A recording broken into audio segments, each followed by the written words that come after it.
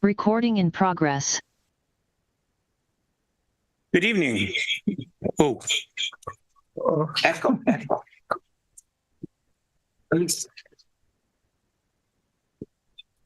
Are we good? Are we good now? Okay. All right. Let's start again. Good evening and welcome to the regular meeting of the Madera City Council. Today is Wednesday, November the 1st, 2023. It is now 6 p.m.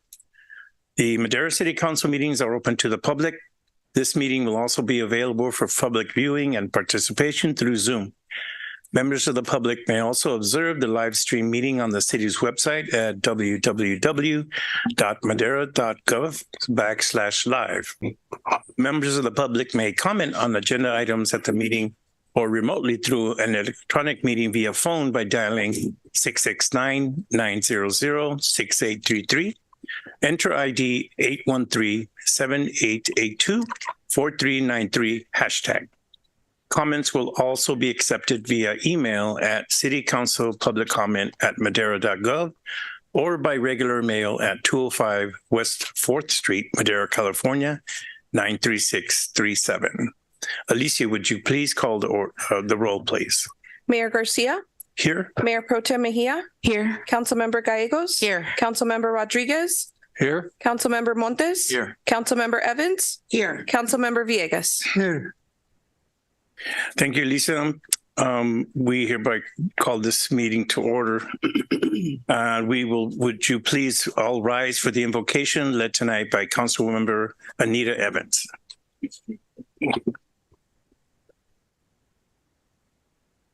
In the Bible, it states, with God, all things are possible. And we come to you today thanking him, thanking you, Heavenly Father, for watching over us and keeping us and bringing us here safely tonight. We ask that you continue to keep your arms around each and every one of us, Father, removing self and allowing you, Father, to be able to speak through us, Father. Watch over the city. Watch over our mayor, watch over our council members.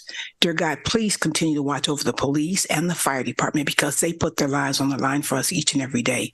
We salute the veterans, Father God, that lost their lives and also those that are still here with us, honoring them and thanking them for their service. And we come to you now, Father, with all of us saying thank you. And we ask you to continue to watch over us and keep us in your son's precious name, Christ Jesus. Amen. Amen.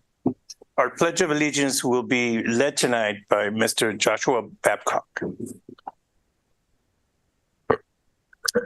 Ready, begin.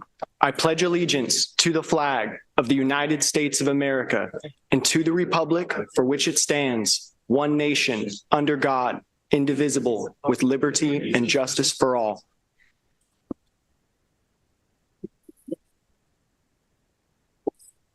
Thank you very much.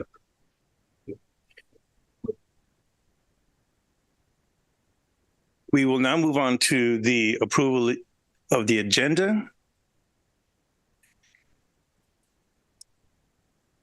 Are there any additions or changes to the agenda? Seeing none from my colleagues, I'll ask for a motion. To approve the agenda as presented. Second. Motion to approve the agenda by Councilmember Montes, second by Councilwoman Gallegos. All those in favor say aye. Aye. Any opposed? The ayes have it. Thank you very much. We will now move on to public comment. The first 15 minutes of the meeting are reserved for members of the public to address the council on items which are within the subject matter jurisdiction of the council. Speakers shall be limited to 3 minutes. Speakers will be asked but are not required to identify themselves and state the subject of their comments. If the subject is an item on the agenda, the mayor has the option of asking the speaker to hold a comment until that item is called. Comments on items listed as a public hearing on the agenda should be held until the hearing is opened. The council is prohibited by law from taking any action on the matters discussed that are not on the agenda, and no adverse conclusion should be drawn if the council does not respond to public comment at this time. Is there any members of the public who would wish to address the council? Please step forward. So good evening, everybody. My name is Omer Javed. I'm here to speak on behalf of the Madera Islamic Center. I wanted to bring some awareness or enlightenment to what's going on right now in the Middle East, specifically in Palestine. There's currently a genocide going on. More than 8,000 Palestinians have been killed. So we want to bring awareness to what's going on. We also want to have an event, which is going to be on November 17th. We're currently going through the permit process with the city. We're planning on having it in your guys' parking lot here. Just to reaffirm to all of you, this is not going to be a protest or anything violent. We want to make this a message of peace. So I wanted to come and personally invite all of you guys. We would love to even hear from some of you if you guys are willing to come up and speak. Towards your end of the meeting, I would ask for some of the board members or their council members that were there if they could share in their board report as well too. And then I also want to open the opportunity, something that's very unique, or I actually want to thank our city officials, is many counties and cities have not stepped up like you guys have. So we appreciate your diversity and also your guys' inclusiveness. And again, like I said, I want to make sure that everybody's personally invited and just kind of reaffirm that this is going to be a message of peace and solidarity.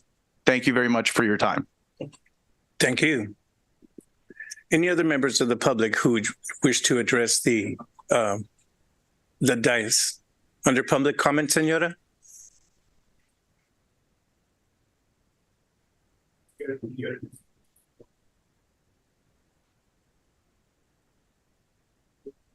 Hola, muy buenas tardes.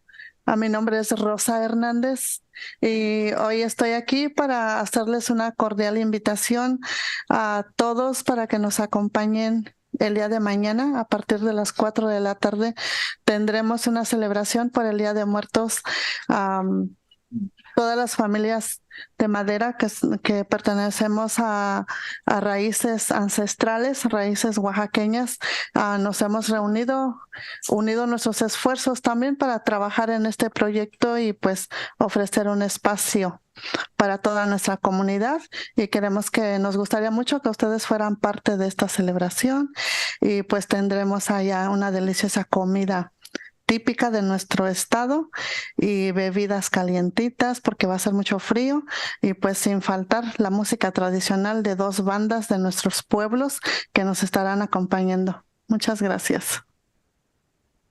Hello, City Council. We are here to invite you and the public to our Indigenous Communities Dia de los Muertos celebration, which is taking place tomorrow from 4 to 9 p.m. Everything is free, as is common due to the ancestors and back in Oaxaca. So there's going to be pozole, champurrado, free. So come on out, bring your friends and family. And we just really want to share space and kind of have an authentic Dia de los Muertos the same way it is back home in the town where many of these people are from. So we hope to see you all out there. Thank you. Location. Any further public comment? And the location? Location. Been a long day.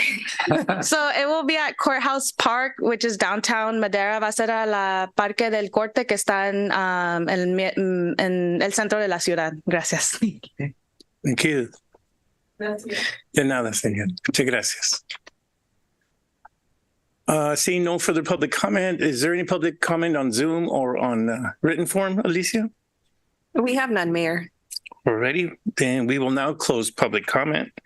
There are no written communications, no presentations.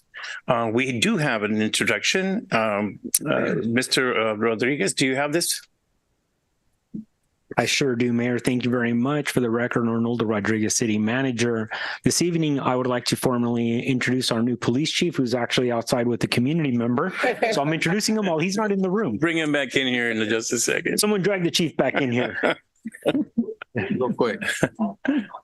So as the chief is making his way up, during the transition, we had several ceremonies to recognize Chief Lawson. In the process, we had a ceremony to recognize our new Chief Cangino Giamonte. And then I neglected to bring him before the City Council. So I do apologize for that. So with that, I think as the council is aware, Gino started his career here at Madera PD. He's been a longtime employee, worked his way up the ranks. He's been here for around 22 years, I believe. Yes. About 22 years after having an absolutely outstanding career at Fresno State playing football. That's actually assisted the city tremendously because we've recruited several additional former Fresno State football players. We have another one in our audience. And so hopefully we have a couple of additional ones who'll be joining us soon. So with that, I think council is very familiar with Chief Chiavante. We're extremely thrilled that we had the ability and that we're fortunate to promote from within. That meant a lot, I think, to the organization, both at the police department and the city as a whole, and I think for the community. There's a tremendous level of respect for the chief. He's well known in the community. He has a passion for Madera. His officers respect him, and the community understands that he's empathetic and he's very compassionate for our community. So we are extremely excited to have the ability to promote him to chief, and we're very excited. And with that, I'm going to turn it over to the chief to say a couple of words. Chief. Why, thank you, Mayor, Council, members of the public. I really appreciate this opportunity, and I with nothing but gratitude, want to say thank you to the mayor and council, and especially Arnaldo Rodriguez for his confidence in me and for providing this opportunity. I call Madera home. That truly has been my home for the last 22 years, and it's unbelievable to be able to serve and lead a wonderful department like Madera Police Department.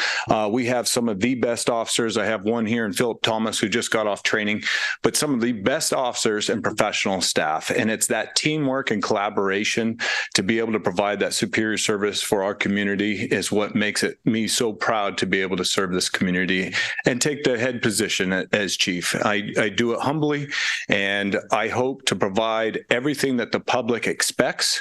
And this will begin on day one. I will be reaching out to the public. We're going to be starting some community events where I'm going to be going out and trying to hear from the public, because they're the ones that allow us and tell us how they want the police department to police them. And I understand that, and it's truly important. And so with that, I just want to say thank you for the opportunity. I really appreciate your support. You have supported us tremendously from a police department standpoint. We all thank you. So thank you very much. Thank you. Chief, could you stay there for just a second? We have Joshua Babcock from Congressman Duarte's office, who wishes to make a presentation to you. Thank you, Mr. Mayor, City Council. My name is Joshua Babcock. I am the field representative for the office of Congressman John Duarte, and it's an honor today to be able to present a certificate of congressional recognition to the newly hired Chief Gino Chiavante. Thank you so much for the service to the community. The city of Madera is very fortunate to have an officer like you as chief.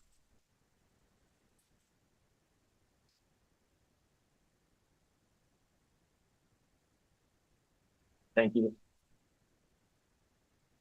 You know, it's been really great because Congressman Duarte's office has been very active in our community, and I really appreciate this. And thank you, Josh, for taking time out of your evening to come down and present this. So thank you very much. I appreciate it.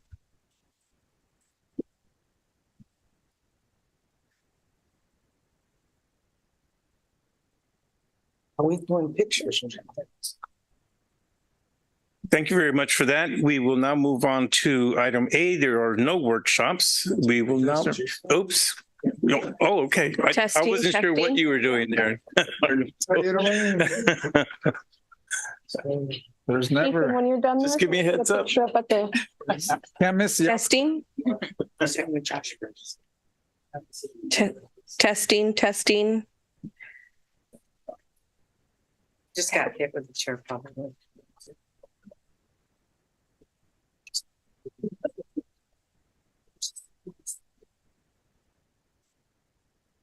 Where's your certificate? What was I supposed to say? Sorry.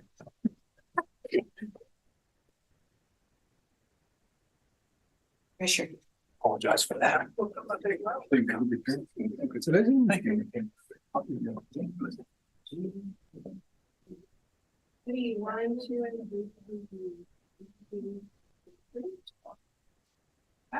you. Josh, do you want to? Josh will come up forward because he took a picture over here, but if you'd like to, would you like to take on this count as well? Sure. Yeah. You're good. Chief. One more. Josh wants to get one more with it. One more, I'm sorry. Josh. Come on, man. Is there anything else we gotta do before we? Tell me where to start. Right here, right here. Right here. Got the honor. Ready, 1, 2, and 3. I think There we go. All right, thank you, sir. Okay, not a problem. Thank you, John. Say hi to John. Absolutely. Sorry. Whoa. Are we sure? We're done, right? Yeah, get one more picture with Darren.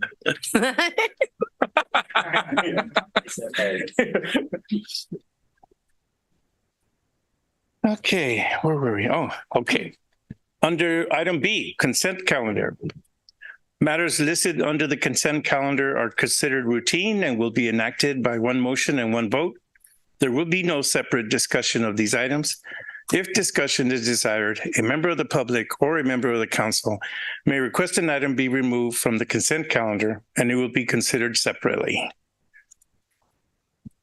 Excuse me. Do we have any members of the public that wish to speak on the consent calendar? Any written comments, Alicia? We have none, Mayor. We will close public comment on the consent calendar. I'll ask for discussion and or a motion from my colleagues. So move to approve the consent calendar as presented.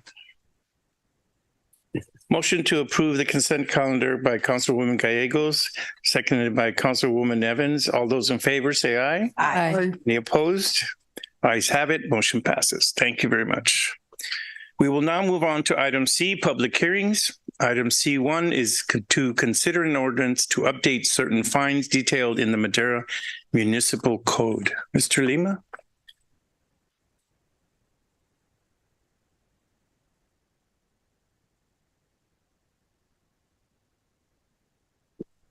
I'm not sure if you're on mute. Oh, I'm not. I think I'm okay. I'm here. It's been that kind of an evening. Just quiet. Have you noticed?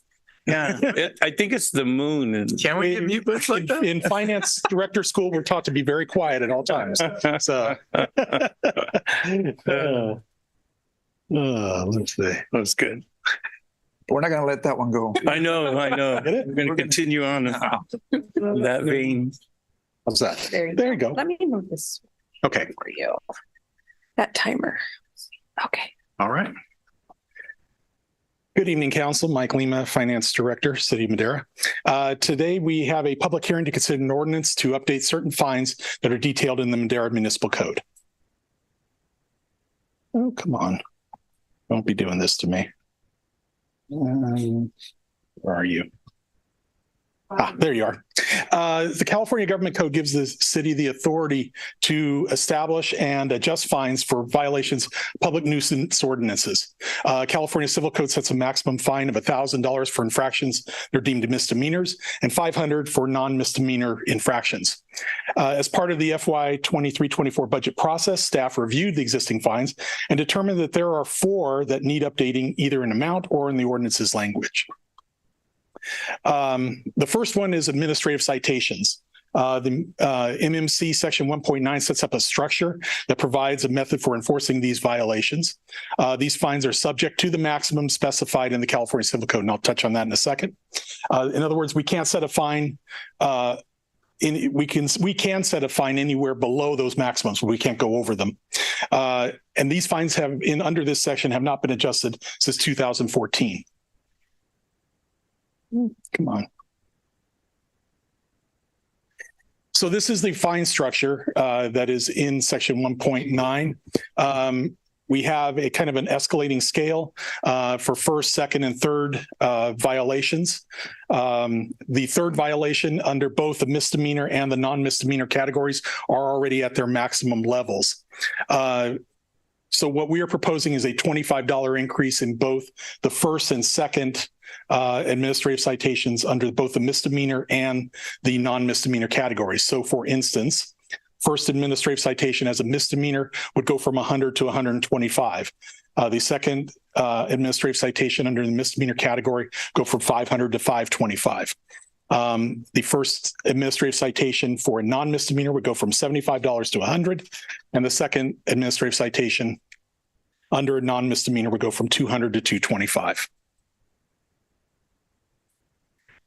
The next fine that we are looking to amend is the emergency services fines.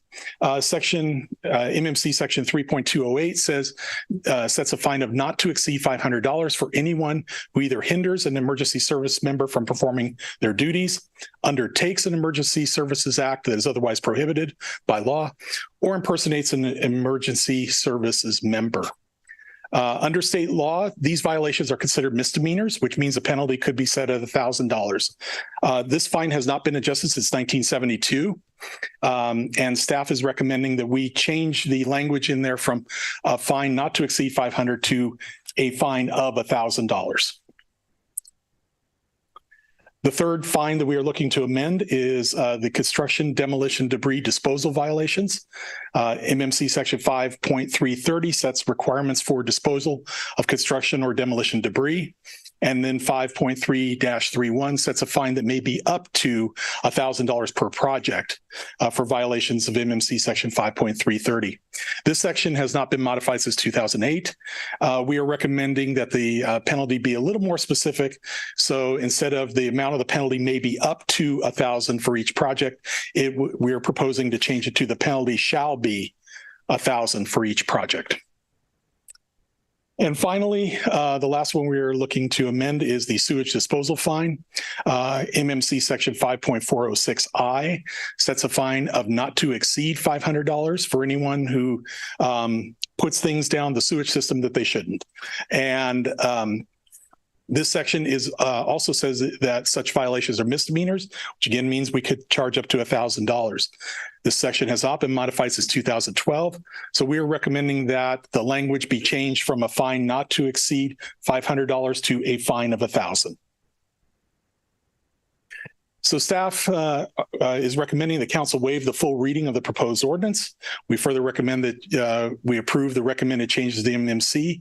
And if the council approves these changes, we'll bring them back to your next meeting for final approval. That concludes my presentation. I'm available to answer any questions you may have. Thank you very much. Do we have any members of the public wishing to comment on item C1? Do we have any written or Zoom comments on item C1, Alicia? No, we have none. Thank you. We will now close public comment on item C1 and bring it back to my colleagues for discussion. Councilmember Montes. Just, I guess, curious. I don't know if you'd be able to answer this.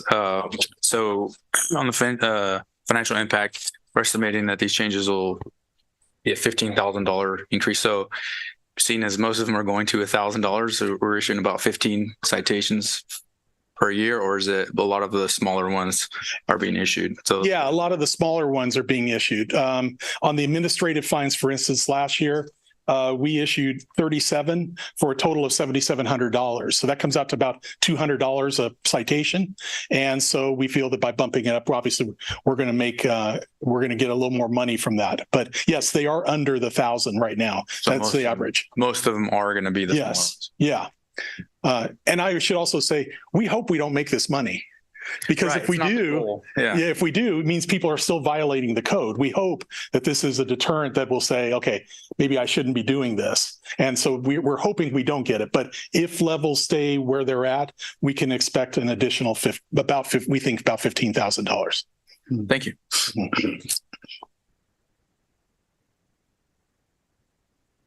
Any other comments from my colleagues?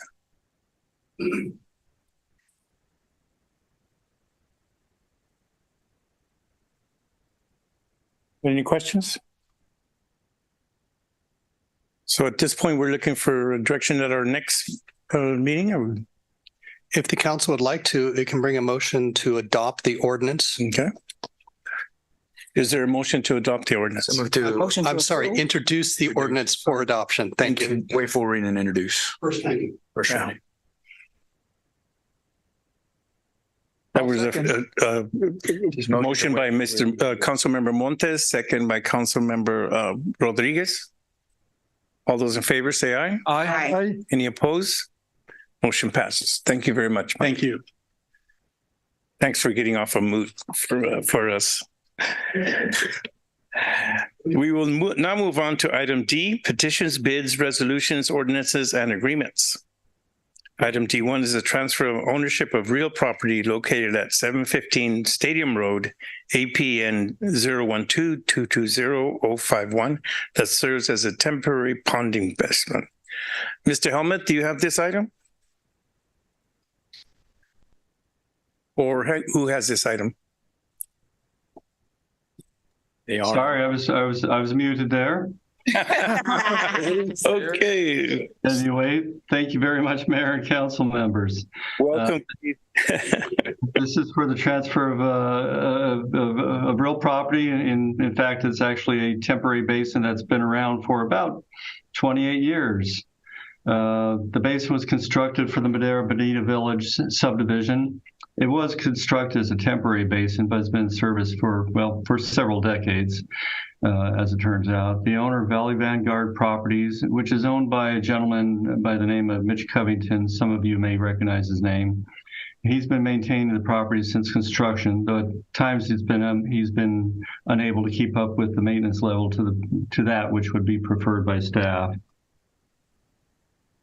Looking at an overall view of the city, the basin is located right where this big red arrow is. It's along Stadium Road and Almond Avenue on the northeast corner.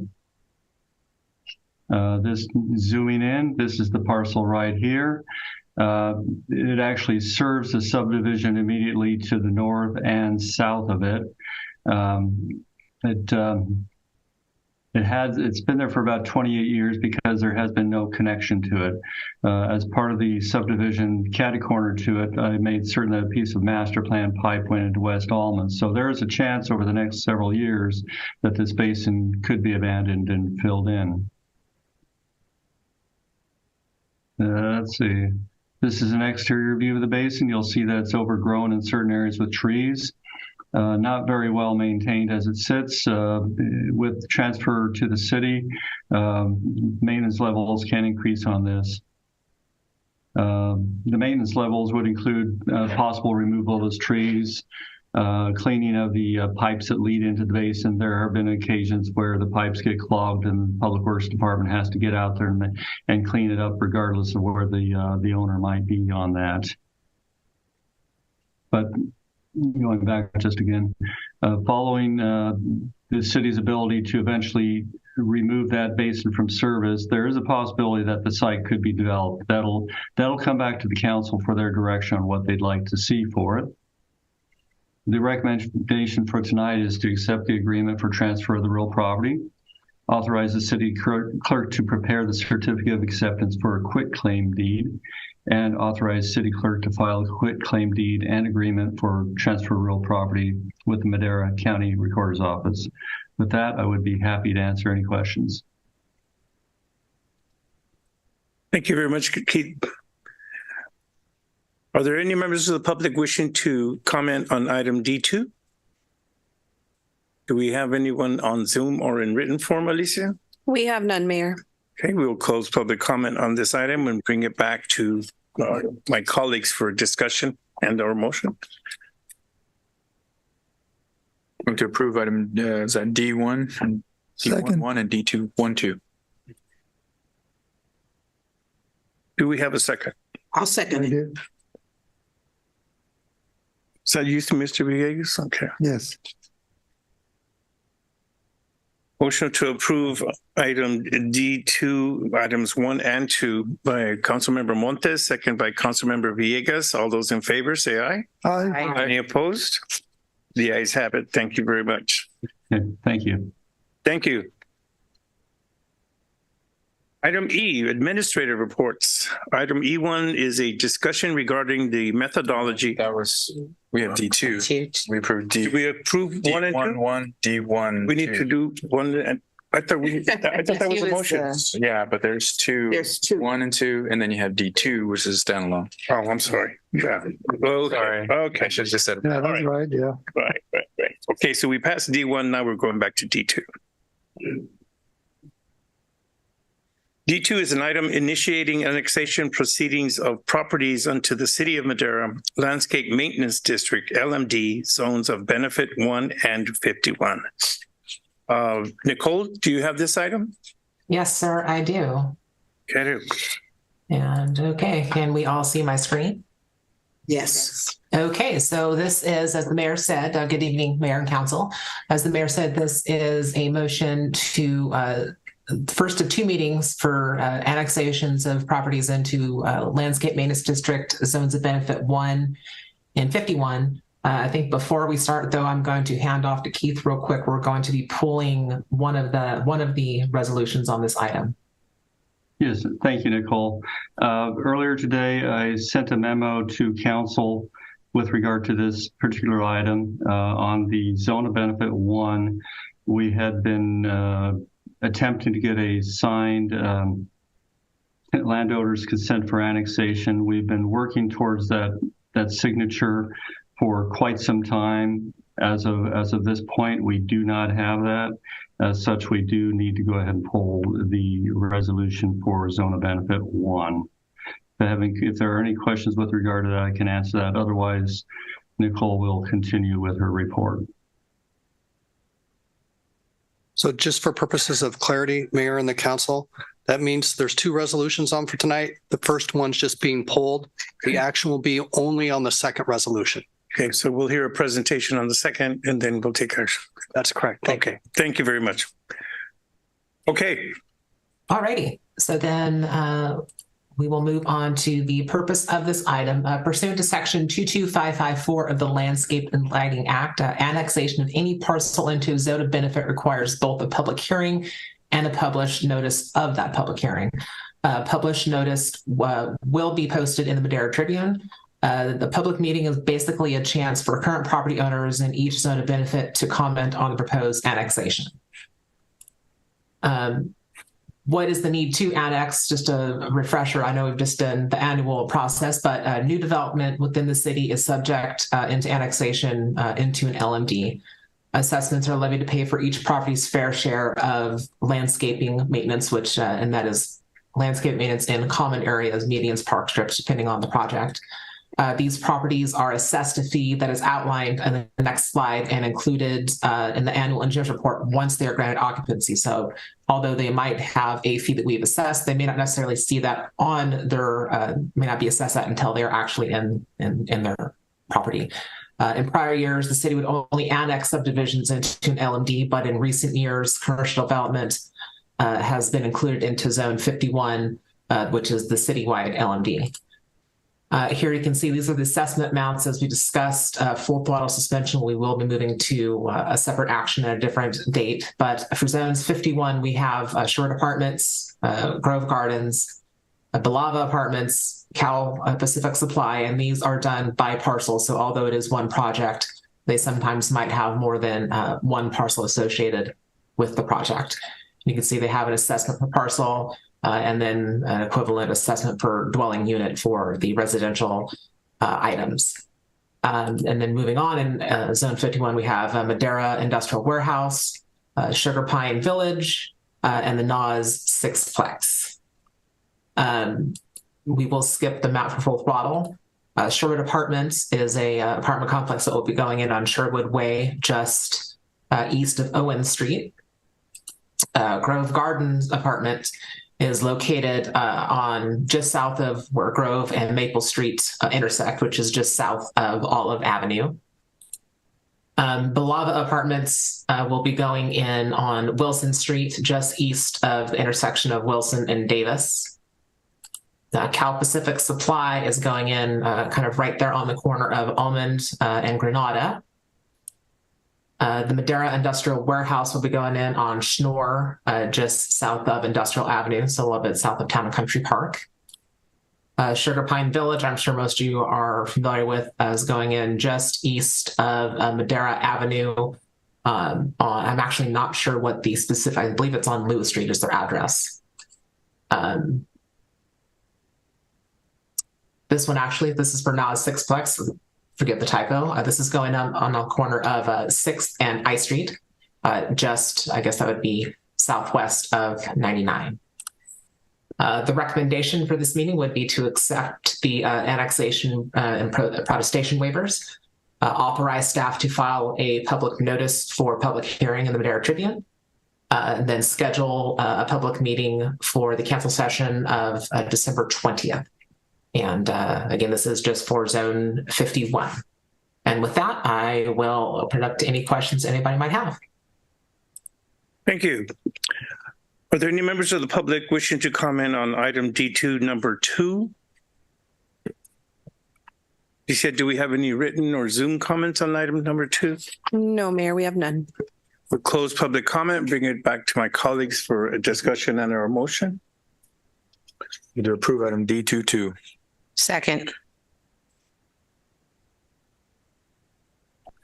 Motion to approve item D22 by Councilmember Montes, second by Councilwoman Gallegos. All those in favor, say aye. Aye. Any opposed? The ayes have it. Thank you very much, Nicole. Thank you. We will now move on to item E, administrative reports. Item E1 is a discussion regarding the methodology currently utilized in the consideration of crosswalks. Mr. Gramajo? Jonathan? Good evening. Yes, I'm here. Good evening. Give me one moment, please, to share my screen.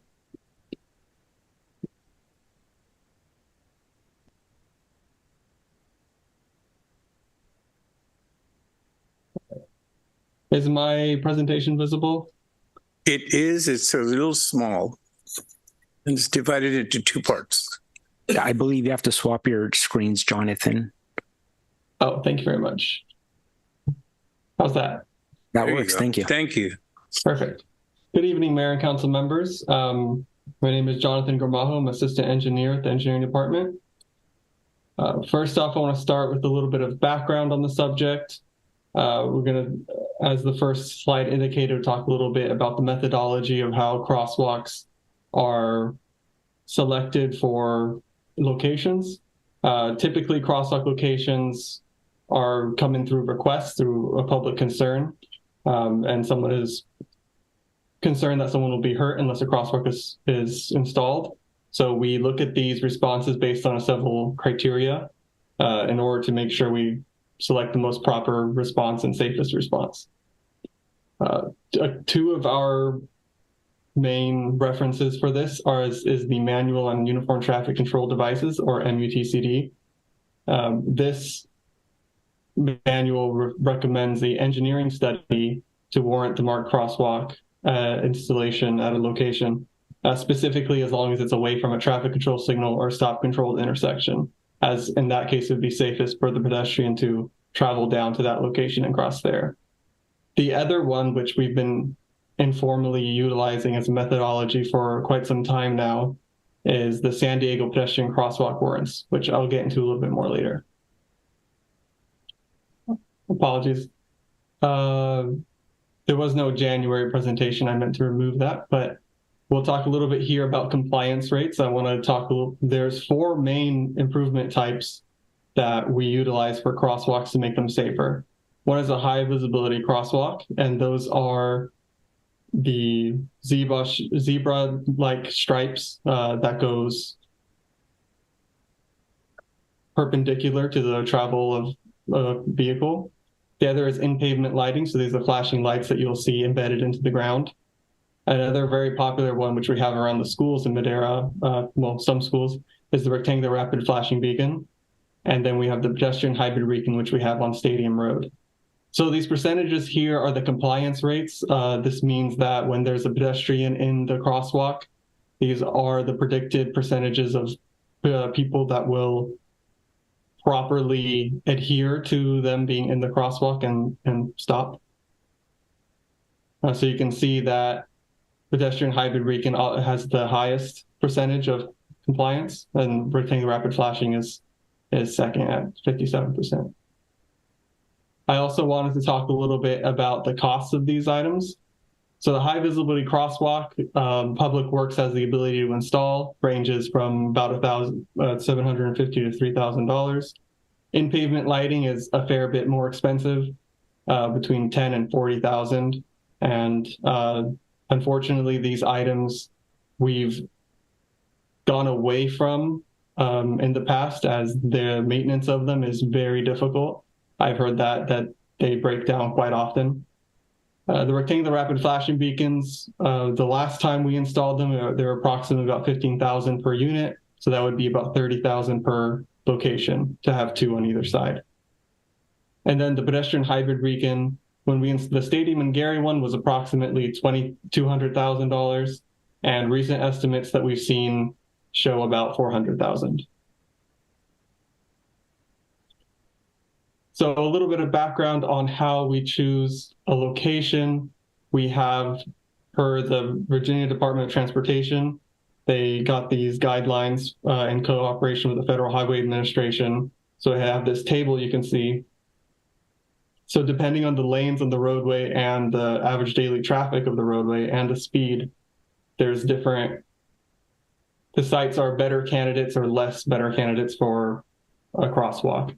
So for example, the bottom right where it's all red or pink, a marked crosswalk, it says a marked crosswalk alone is insufficient and pedestrian crash risk may increase if only marked crosswalks are provided. This is, for example, talking about a location necessitating a hawk signal, as a typical crosswalk is not nearly enough to make them safe. And for example, these are usually 4+ lane roadways at high speeds or high traffic volumes. That's specifically what they're talking about. But we can see here that a 2-lane roadway at 40 miles an hour or more, and between 12 to 15,000 average daily traffic, it's also very dangerous. And they recommend a more substantial improvement to the location. The reality of it is, and the studies that we've looked at, is that oftentimes a marked crosswalk doesn't significantly increase the safety for the pedestrian, and that's shown here on the table. If you look at the far left column of the table, you can see the M and the U, which is marked versus unmarked. There's no significant difference between the crashes per million crossings. And this is on a 2-lane roadway and across all average daily traffic amounts. If we look at the next one, the next column, the no raised median, less than 12,000 average daily traffic and 3 to 8 lanes, it's a slightly safer than unmarked to have a marked crosswalk, but they still refer to no significant difference based on the standard deviation. But the problem that we want to point out is on the third column, where a marked crosswalk is significantly more dangerous than an unmarked on a 3 to 8 lane roadway. So there's areas, and we have to be careful about what locations we choose, because it's been shown through data that there's locations that it's more dangerous to install a crosswalk. We also wanted to highlight PD has recorded 32 violations of crosswalks by drivers while pedestrians were in the crosswalk during enforcement activities. They also reported instances of pedestrians entering crosswalks when they should yield. And it will hand it over to Keith to discuss this traffic safety meeting. Okay, thank you, Jonathan. One of the reasons we're presenting this report tonight is because about a month ago or so, there was an accident at Ellis and Owen Street. It caused an immediate reaction within the community. That accident kind of woke up a lot of people to various different safety concerns with regard to crosswalks or lack of crosswalks. So as a result of that accident, the county pulled together a meeting where various different agencies came together to talk about joint concerns. Those agencies included the city, that'd be the city, both the engineering staff, the police department, as well as the city manager. At the county, it included the sheriff. It also included the highway patrol. And as far as school districts, the Madera Unified School District, Ezekiel Tafoya Alvarado Academy on Alice, that particular academy is immediately adjacent to the area where the accident occurred. I'm going to stay on that for just a moment. That particular accident was in an unmarked crosswalk. And that would be for that location it would have been a question as to whether a crosswalk or not. No crosswalk was the answer. Unfortunately, that answer was never that question was never asked, and we haven't studied it ourselves. But for that particular accident, there was a child that was injured, and the child was crossing with a sibling, and there was a crossing guard on site there as well. So what I know of it, the driver indicated that they didn't see anything, so they apparently drove through and hit the pedestrian. It's an example of you can do a number of things and try to protect people in the streets, but it's not always possible depending upon whether you can go ahead and keep the attention on the driver. If on that particular location, if there had simply been a crosswalk and nothing else, the same result may have occurred. That's a location where it may have been that additional measures were necessary, such as the flashers, or in this case, it couldn't be a median in the middle, but it could be flashers or a hawk signal. More than likely, flashers would have been it. Moving on to Sherman Thomas School, that location we had been studying recently, and Jonathan will talk a little bit more in detail on that a little bit later in this report. As part of the safety meeting that we attended, there were multiple areas of discussion. There was the Ellis and Owens where the accident occurred, Adele and Owens over on, next to the Sherman Thomas Charter High School. And then additional concerns by various parties. Madera Unified School District brought up the possible need for a hawk at Tanforan there on Country Club Drive. That's going to be explored in the near future. There's going to need to be grants prepared for that, because what we know of that is it's a $400,000 improvement. But what we also know of it, there is some concerns. I don't know if the accident history is there just yet, but there's some concerns that could have been addressed earlier on. The meeting also addressed crossing guard certifications. Agencies can put crossing guards out into the street, but if they're not properly trained, they may not be able to identify things that could be rectified. If they see a driver coming at them, they may be able to take actions to protect the pedestrians. Other items, possible grants. At that meeting, we agreed that we shall all go pursue grants. The city is pursuing a grant. There's for additional improvements. The county, through the health department, I believe, will be pursuing a grant, and there's multiple opportunities. And if we come together, we can canvass multiple areas within the city and the county and attempt to go ahead and improve the various different crossing locations. There's another meeting coming up on November 28th. By the time that meeting occurs, I'm sure multiple agencies will have updates on where we're going with this.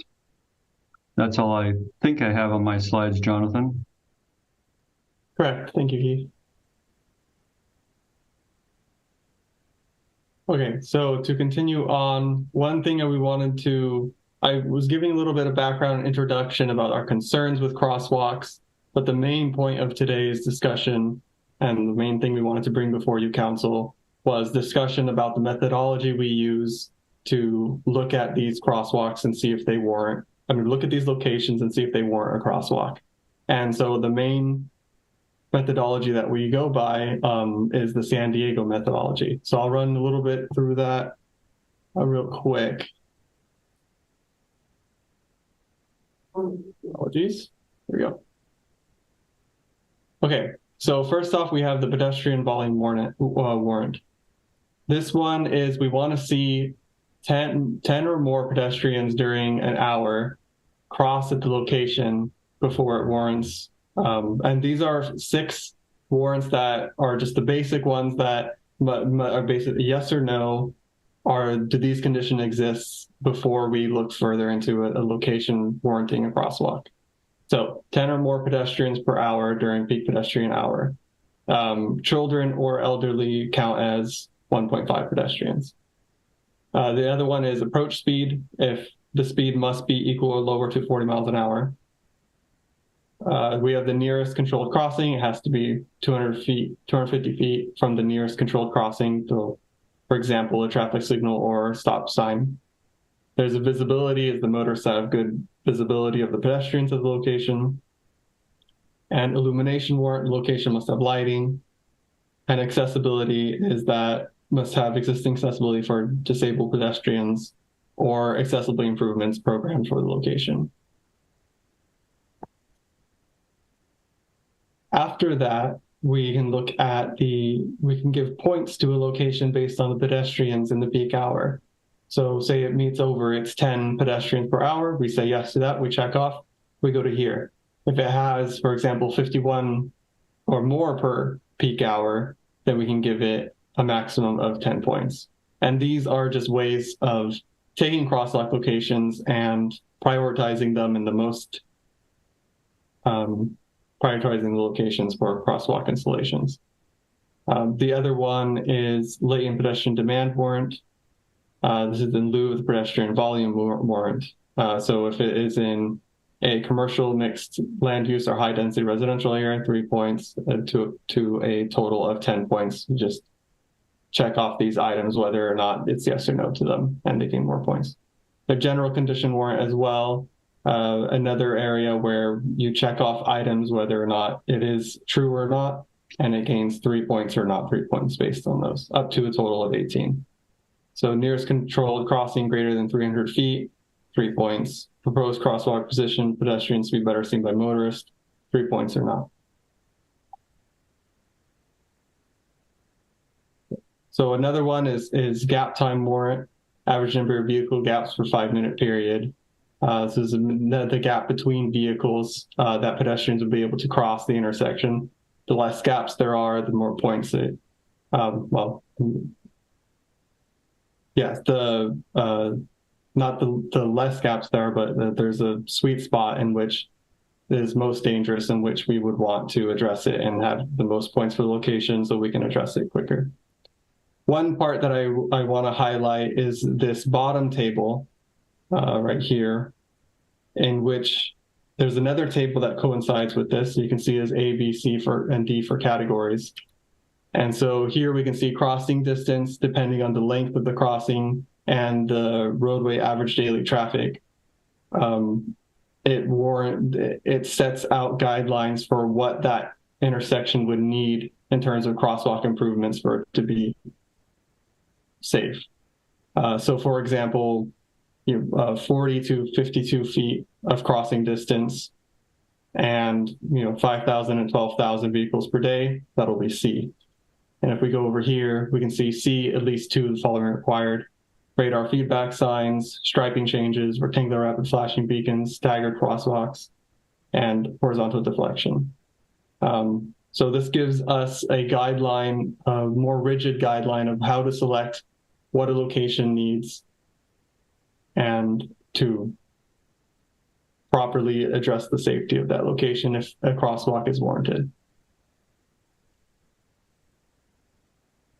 So the location that Keith was speaking about just a moment ago is Adele and Owens. We received earlier in this year a crosswalk request from the charter school, specifically as a class project from a teacher and some students. We began looking at the location and discussing with them what their concerns were.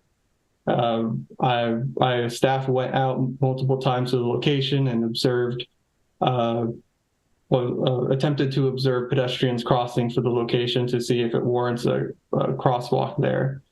Unfortunately, due to a miscommunication, we were unable to be there during the times that the most amount of pedestrian crossing happens, which we discovered was most of the students for the Sherman Thomas Charter School get dropped off by the parents in their nice drive-through drop-off area.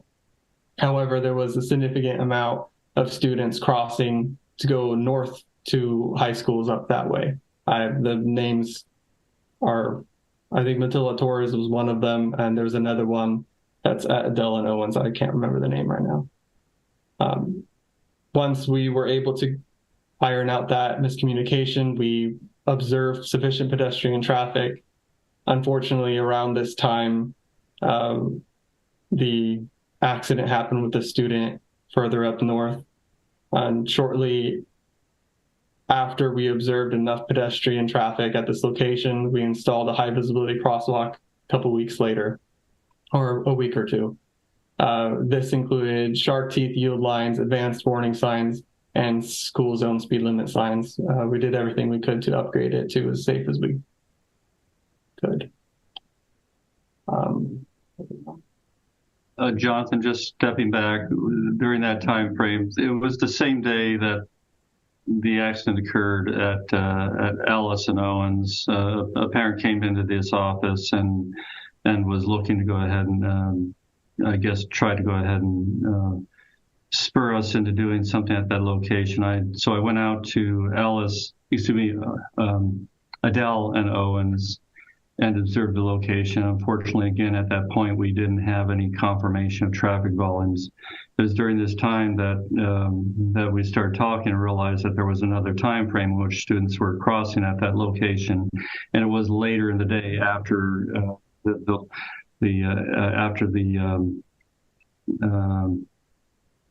can't think of the name of the high school again. Anyway, later in the day after Sherman Thomas let out.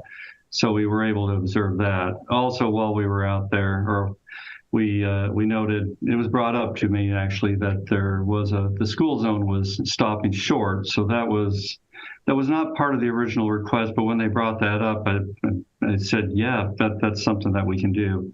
And between the extended school zone and the crosswalk, it was in place within about a week and a half from discovering those things.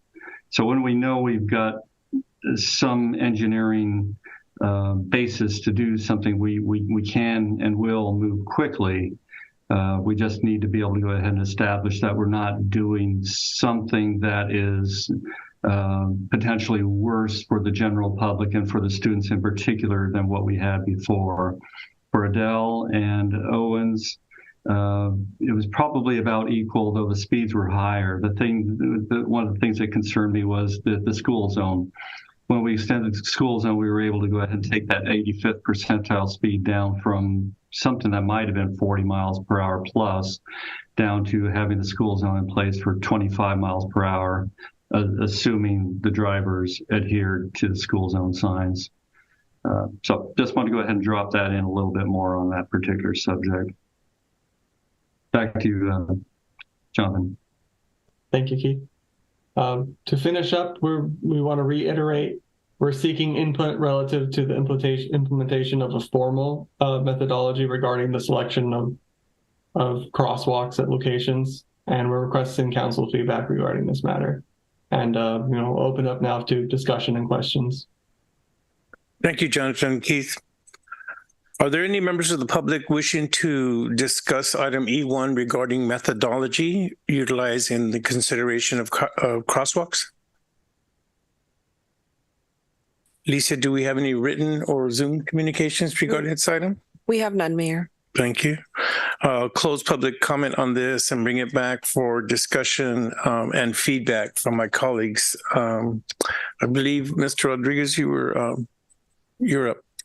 Thank you, Mayor Garcia.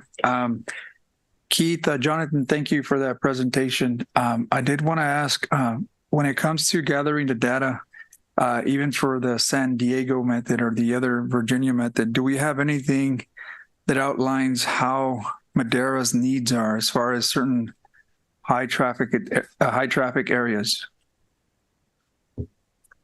Do we set out road metrics somewhere where we're gathering data to find out if these particular areas are needing or warrant those hawk signals and what have you?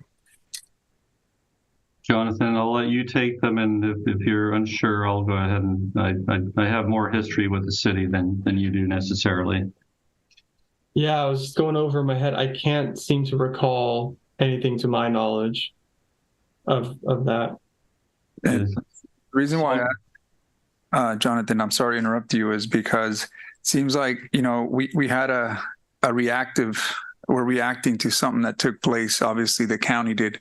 So in implementing some type of proactive approach in that, we're gathering this information, knowing that in these areas that are very sensitive, like schools, for example, that may not have certain signs and or hawk signals, what have you.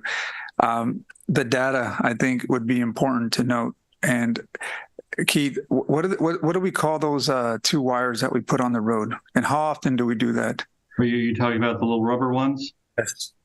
Those are road tube counters. They're attached to a machine on the side of the road. We do not do those. The Madera Transportation Commission actually has a program once a year where they go ahead and take counts.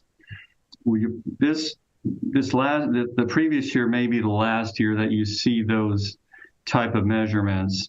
What's going to be happening from here is we have a new program that will be going into place that will track vehicle volumes based upon cell phone data. It's quite fascinating.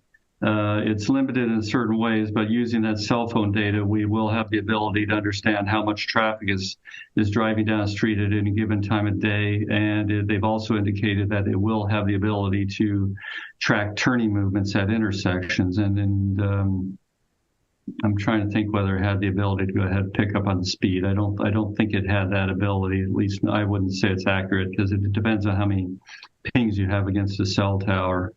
But you're going to see a lot of that, and we're looking forward to seeing that, so we can go ahead and get a better understanding of any segment at any time, what's going on, and potentially go ahead and do hotspots based upon that data.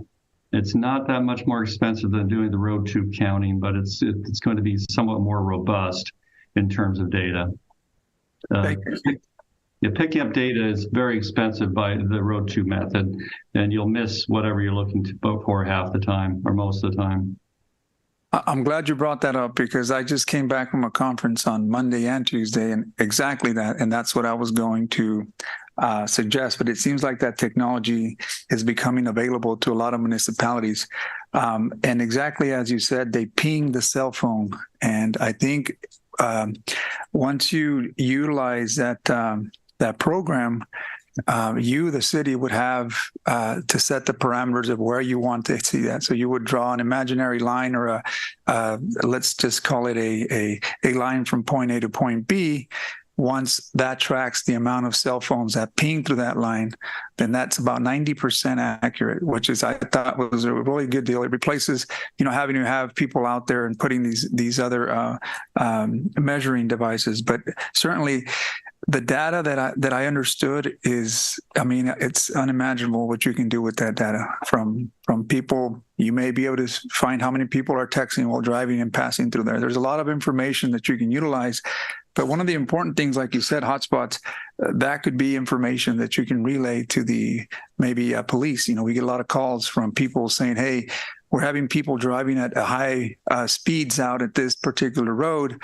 Well, there's data to show that at this given hour, the majority of people that are driving through here, such and such, and you can relay that. But no, I'm glad that that's available. That's why I asked the question, only because that data certainly helps us become more proactive in what direction we can take as far as adding these hawk lights or adding the crosswalks that are visible, so that we can avoid and prevent fatal accidents such as what was presented here earlier. But I'm glad that that's coming available. Do you know when we may have our first take at that, and when we may have some data to show us some results? I think it's going to become available before the end of the year. One of the shortcomings in it was there's a privacy concern that in that data for 15-year and younger isn't picked up. So that potentially leaves us in a blank area in terms of being able to go ahead and look at crosswalks. It does have the ability to pick up pedestrians as well, as I recall.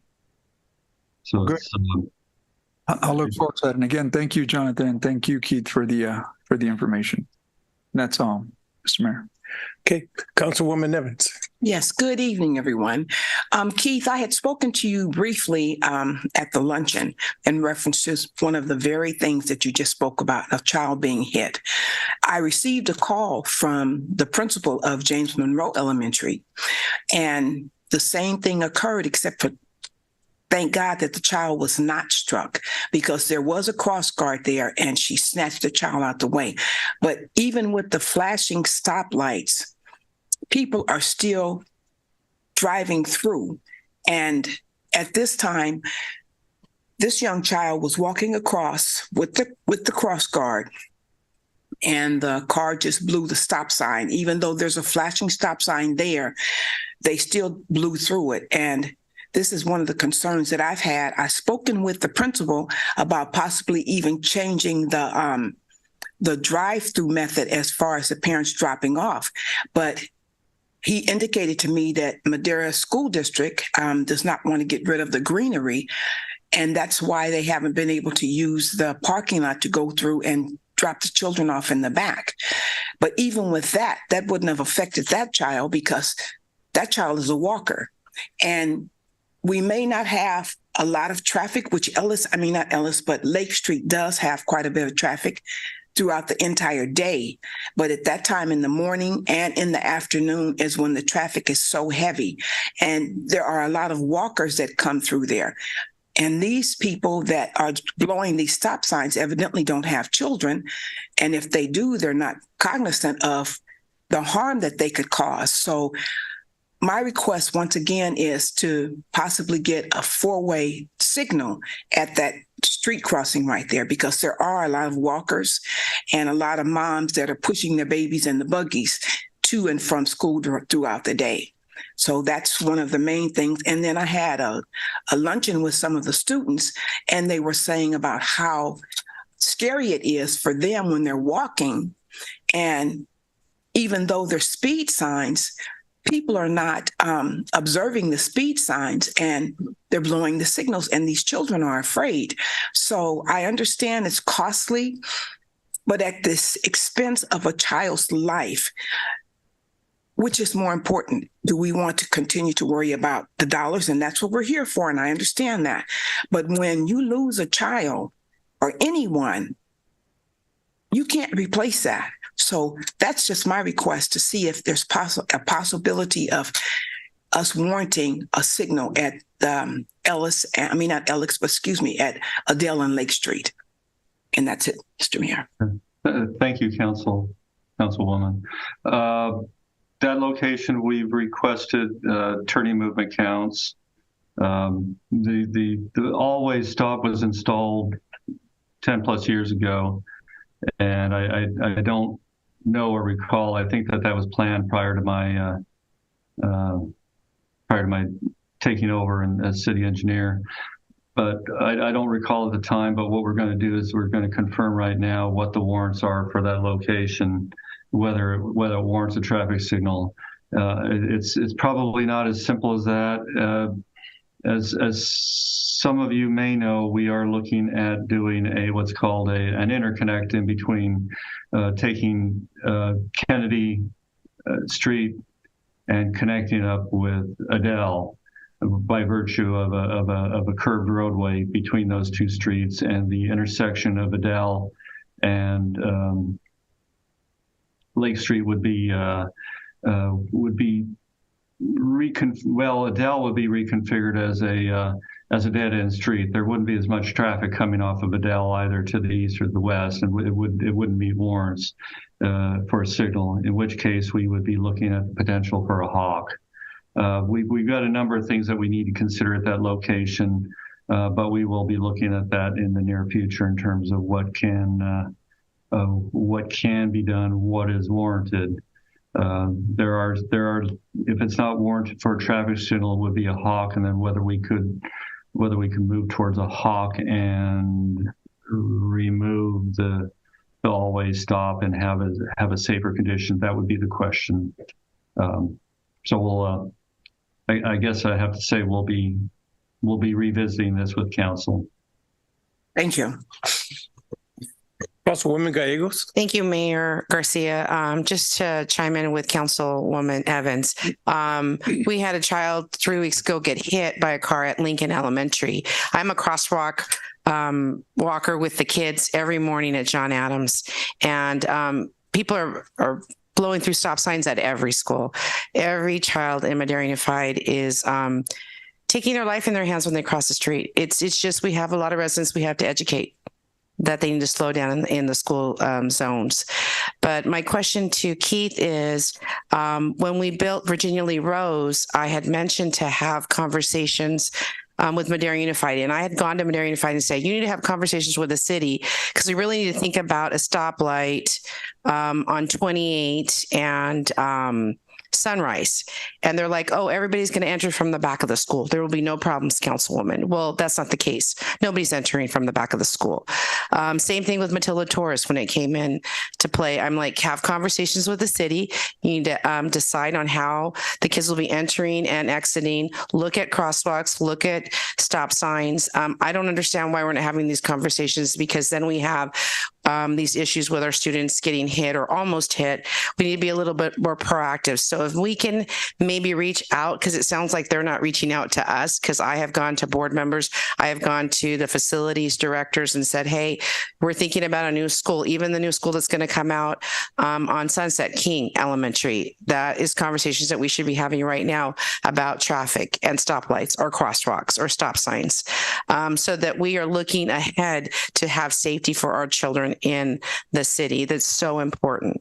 So with that new schools coming, I will again be out there advocating for them to reach out to the city.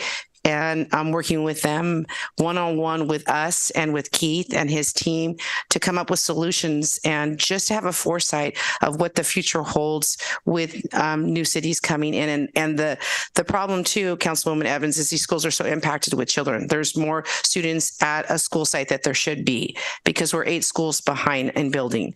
And until we get caught up, we have too many kids on a school site that is concerned for safety. And that's why we're having a lot of these issues.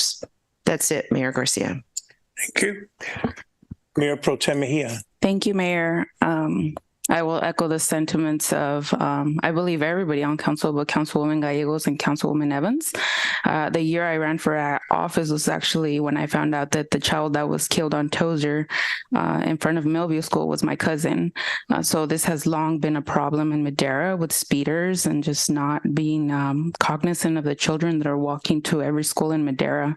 I have more of a comment than a question, but I think that this item, it has a 51-page, very technical report. It would have helped me, and it would help me in the future if we have more visuals. Like, for example, when you're talking about the different crosswalks, if we just put these pictures side to side with all of the factors that are considered when determining the different treatments, you call them, that will be helpful for me.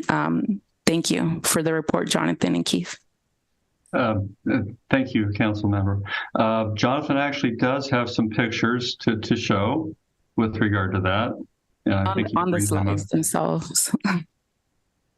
We had them just in case somebody wanted to see them. Yeah, if Mayor, council members, if you have a moment, I can reshare if you'd like to show those.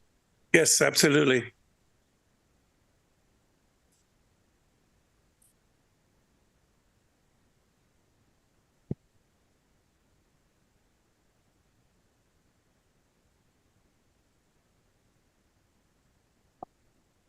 Okay, so here we have an example of the high visibility. These are the perpendicular lines like I was referring to earlier. Here we have an example. Jonathan, the high visibility also includes the shark's teeth. That particular exhibit seems to be missing them. Here's the example of the in-pavement lighting, also with the high visibility crosswalk.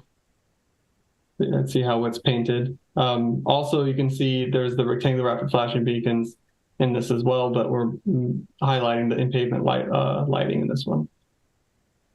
Here we're highlighting the rectangular rapid flashing beacon. These are these signs where you press a pedestal button and they flash. This includes the shark teeth, which all high visibility crosswalks have nowadays, as well as the yield here to pedestrian sign. And then lastly, we have the pedestrian hybrid beacon, the hawk signal, which also includes a high visibility crosswalk in this example, as well as, although they're stop bars instead of shark teeth, it's a very similar design. So if there's any you want me to go back to so you can look at it for a second longer, please let me know. No, those are helpful. Thank you. Councilwoman Gallegos. Thank you, Mayor Garcia. Just a note of I want to share is that we had a lot of students that were taking their lives in their hands to cross Yosemite to get to Madera High. So we put in the actual first shark teeth in the city. And Chief Cheramani did a video that maybe we need to like service it back up and put it out there so that a lot of our residents aren't sure what shark teeth are. It's you stop behind them way before the crosswalks. It has helped Madera High crossing on Yosemite. I'm not saying it's taken everything away, but it has helped. And maybe we need to partner with Madera Unified on getting some programs where we are getting into the schools at a certain grade and we're getting the message out. I had suggested at the time that we came up with the video to run it through CAPMC, run it through Madera Community Hospital at the time, run it through a lot of PowerPoints that they have when they do community meetings. Because we have that out there, but if you don't educate our community on where to stop, I'm stopped behind the shark teeth and they're stopped all the way up, and then they take off and I'm way back here or other people are way back here. It has to be something everybody knows how to handle when they see all these different types of angles that we can have to have safety for our residents that are using crosswalks. Thank you. Councilmember Rodriguez. Yes, thank you, Mayor. I too wanted just to add to Councilwoman Gallegos' point is that we need to start engaging with the Unified School District. A lot of their schools aren't necessarily in the city, but a good majority of them are. And I think it's important for us to engage to see if there's some type of partnership. I would like to see something like these hybrid with the hawk signals and the wider sidewalks. I think it's important that we try not to sell ourselves short until we see another accident and we said, oops. You know, one of the things that I see when I'm going down Yosemite to drop off my son, it's a 4-way lane, right? You have two lanes going east and 2 lanes coming west. But one of the things that I see there is as I'm passing up, I see a car to my left that stops. I can't see an individual because the car on the left has blocked me and I cannot see that. All I can see is that there's a car that stopped on the left. By that time, if you're going 30, 40 miles an hour, you won't react fast enough to stop, and that creates a hit. But the hawk signals at the top, certainly like a bus, is telling you and is signaling that you need to stop. And I think it's because you're seeing kids. So I understand that the ticket item is a pretty high expense, but I know that in our area, in our census that we have, census tracts, I think we are candidates for a lot of grant funding. And I think working with the school, the Unified School District and our city, and transportation dollars, we can probably find some money there to start adding these. And very high traffic areas, especially surrounding schools. I think it's important. I appreciate the beacons and all that, but I still feel like these hawks would probably bring the best, they'd be best utilized in these high traffic areas where schools are and kids are very present throughout the day. Matilda Torres, I understand that's probably the county. But I tell you that that's a very highly trafficked area as well. But it's really hard not to see the massive kids going at there. You can't. It's very hard not to see them. They're there, but occasionally, like I said, you'll miss it, and then you'll hit someone, and that's when we have to be reactive. So it's better to be proactive. And I like the idea. We should start engaging with Madera Unified and actually putting some money together. See if we can put some of these signs out there. speaking to some of your comments, yeah, with that meeting that is coming up again, I think I said the 27th, that is us engaging with the school district. We are looking towards grants. The city will be resubmitting what's called an active transportation program grant in the next 8 months or so. And that has improvements all over town to the tune of several $1 million. So we'll be looking at those type of things. In fact, the San Diego method that we mentioned, the Hawks become an option on the higher traffic volumes and higher traffic speeds. The question is, yes, funding.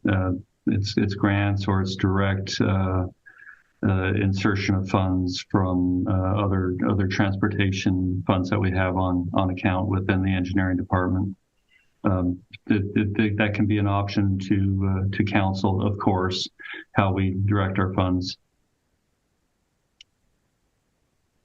Thank you, Keith. Was that Mr. Rodriguez? That's it. Thank you. Okay, Councilwoman Evans.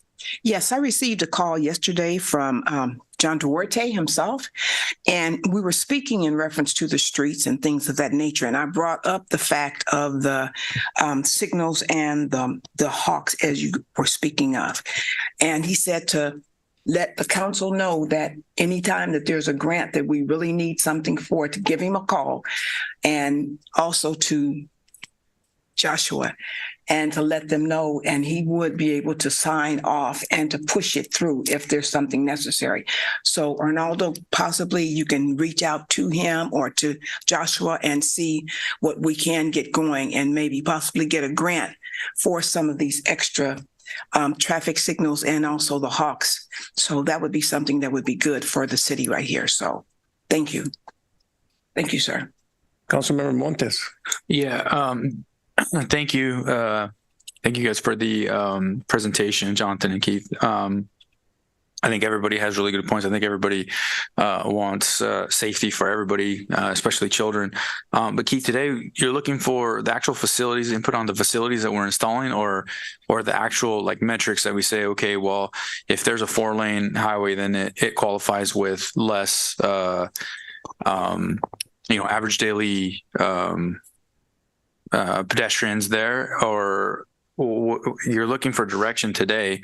I think everybody wants higher safety, but we also have to balance that. And to your point, going after grants, balance that with the cost, right? Sure. The goal tonight, where there was a twofold goal tonight. One was to go ahead and bring council a little bit more up to speed as to how staff reviews requests for crosswalks, so that council understands that we try to be as careful as possible and look for the safest result of the request. Is it install a crosswalk? Is it not install a crosswalk? Is it install a crosswalk with additional enhancements or measures designed to go ahead and protect the pedestrians?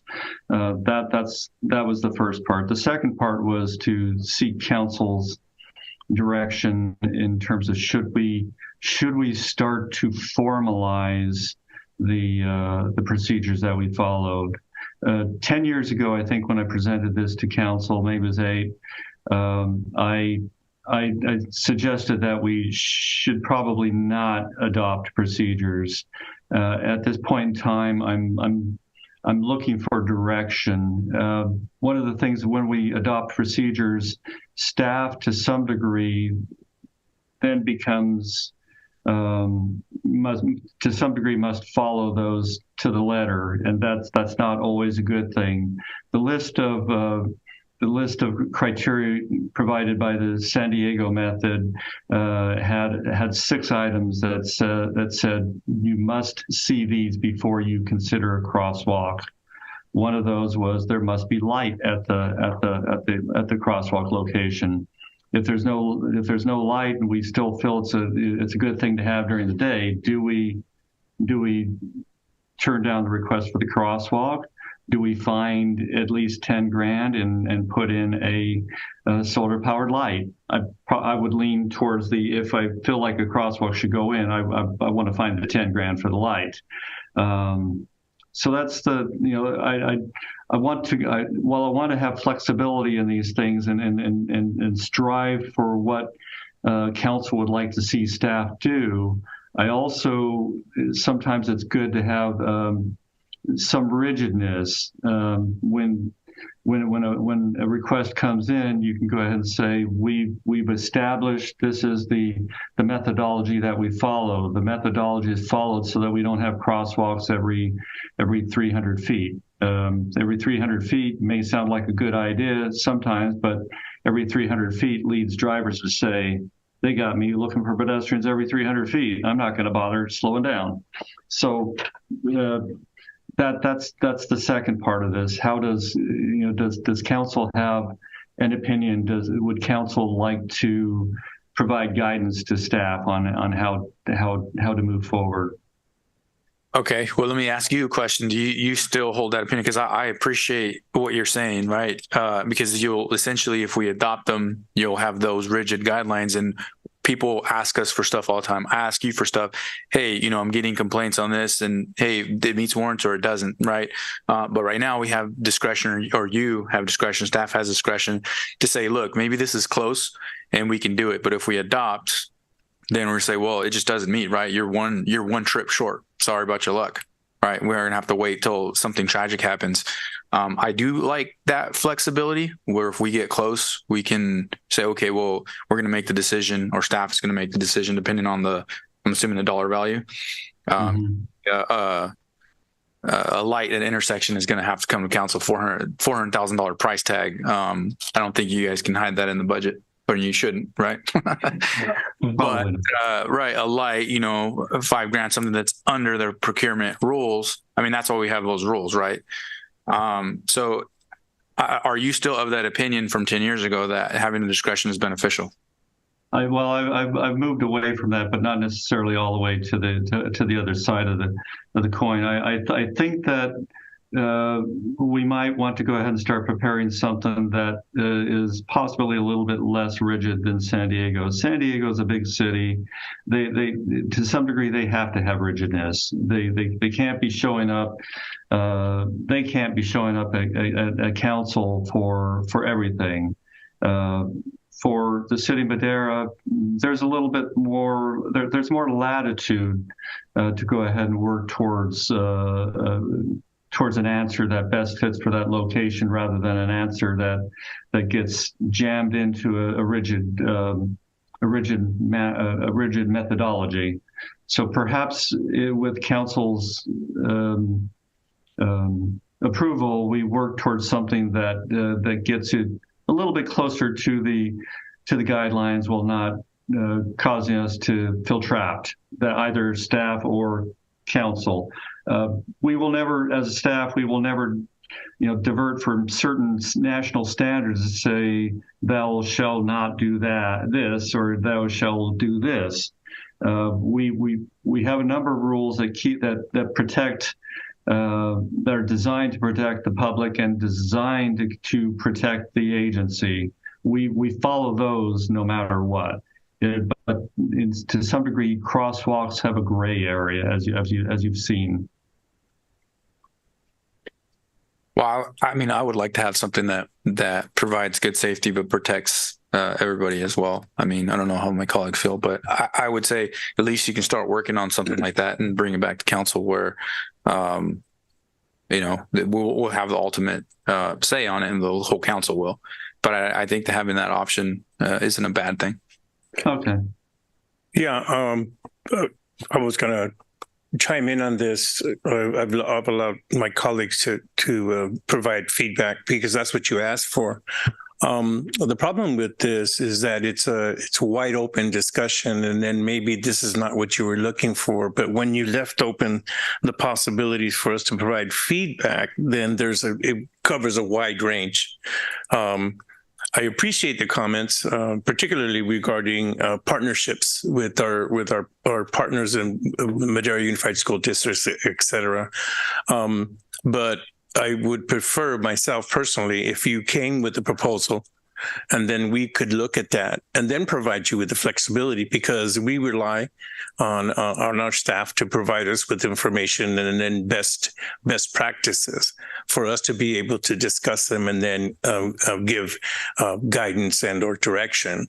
So if you come back, as Councilmember Montes was saying, we come back with something that we could maybe put our teeth into and then discuss in a more focused way, I think then in turn, we will provide you, my opinion, we'll provide you with the flexibility so that there is not that rigidness of you will, because it's always in the language of, as you can, our attorney here, Shannon can say, you know, if there's a difference between you may and you shall, or you will.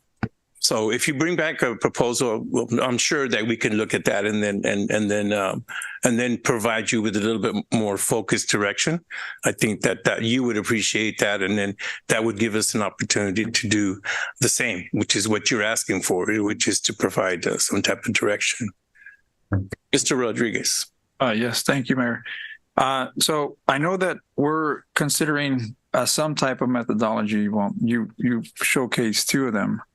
And would you say then, Keith, that the San Diego methodology would be more appropriate in that type of the 6 points that it has to score on? I think that it would. One of the things like the number of pedestrians, that's kind of it says you shall have more than 10 pedestrians, but then when you go later in on the methodology, it puts the number of pedestrians in there and says if you're less than 10, you get 0 points. So there's a little bit of a contradiction in there, and we can potentially take some of those contradictions out and give some more flexibility in there. The ultimate goal is to go ahead and get something that's safe out of this, and I think that we can probably come up with a methodology that suits our needs, and then we'll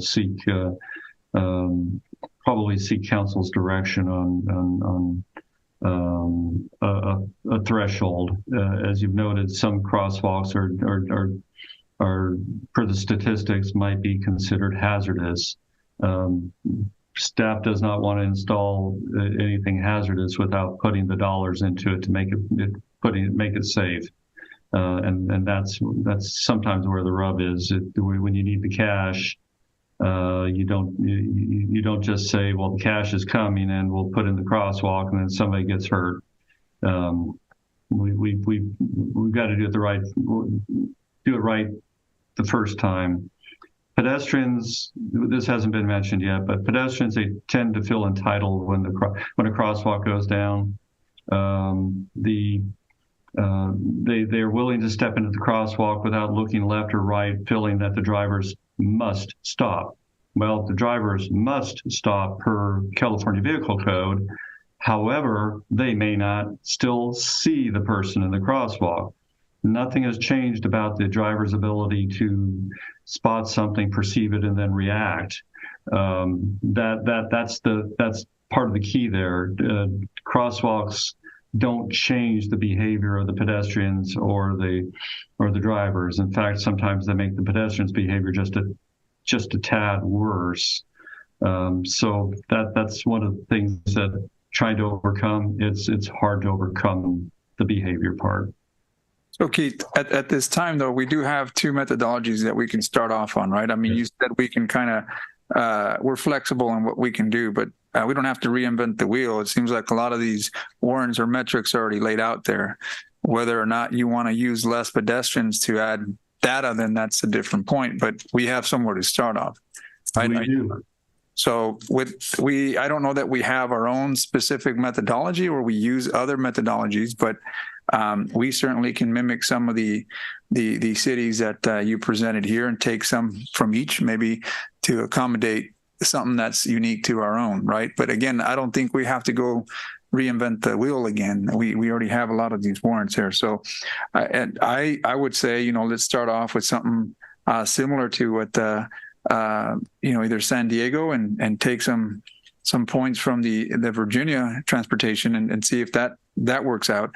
But other than that, I mean, you're going to get feedback from us here too. So we can start there. And now that you mentioned that there's this software that could be coming out, I mean, I don't know if it'd be too premature not having that data available to see what metrics we can use moving forward.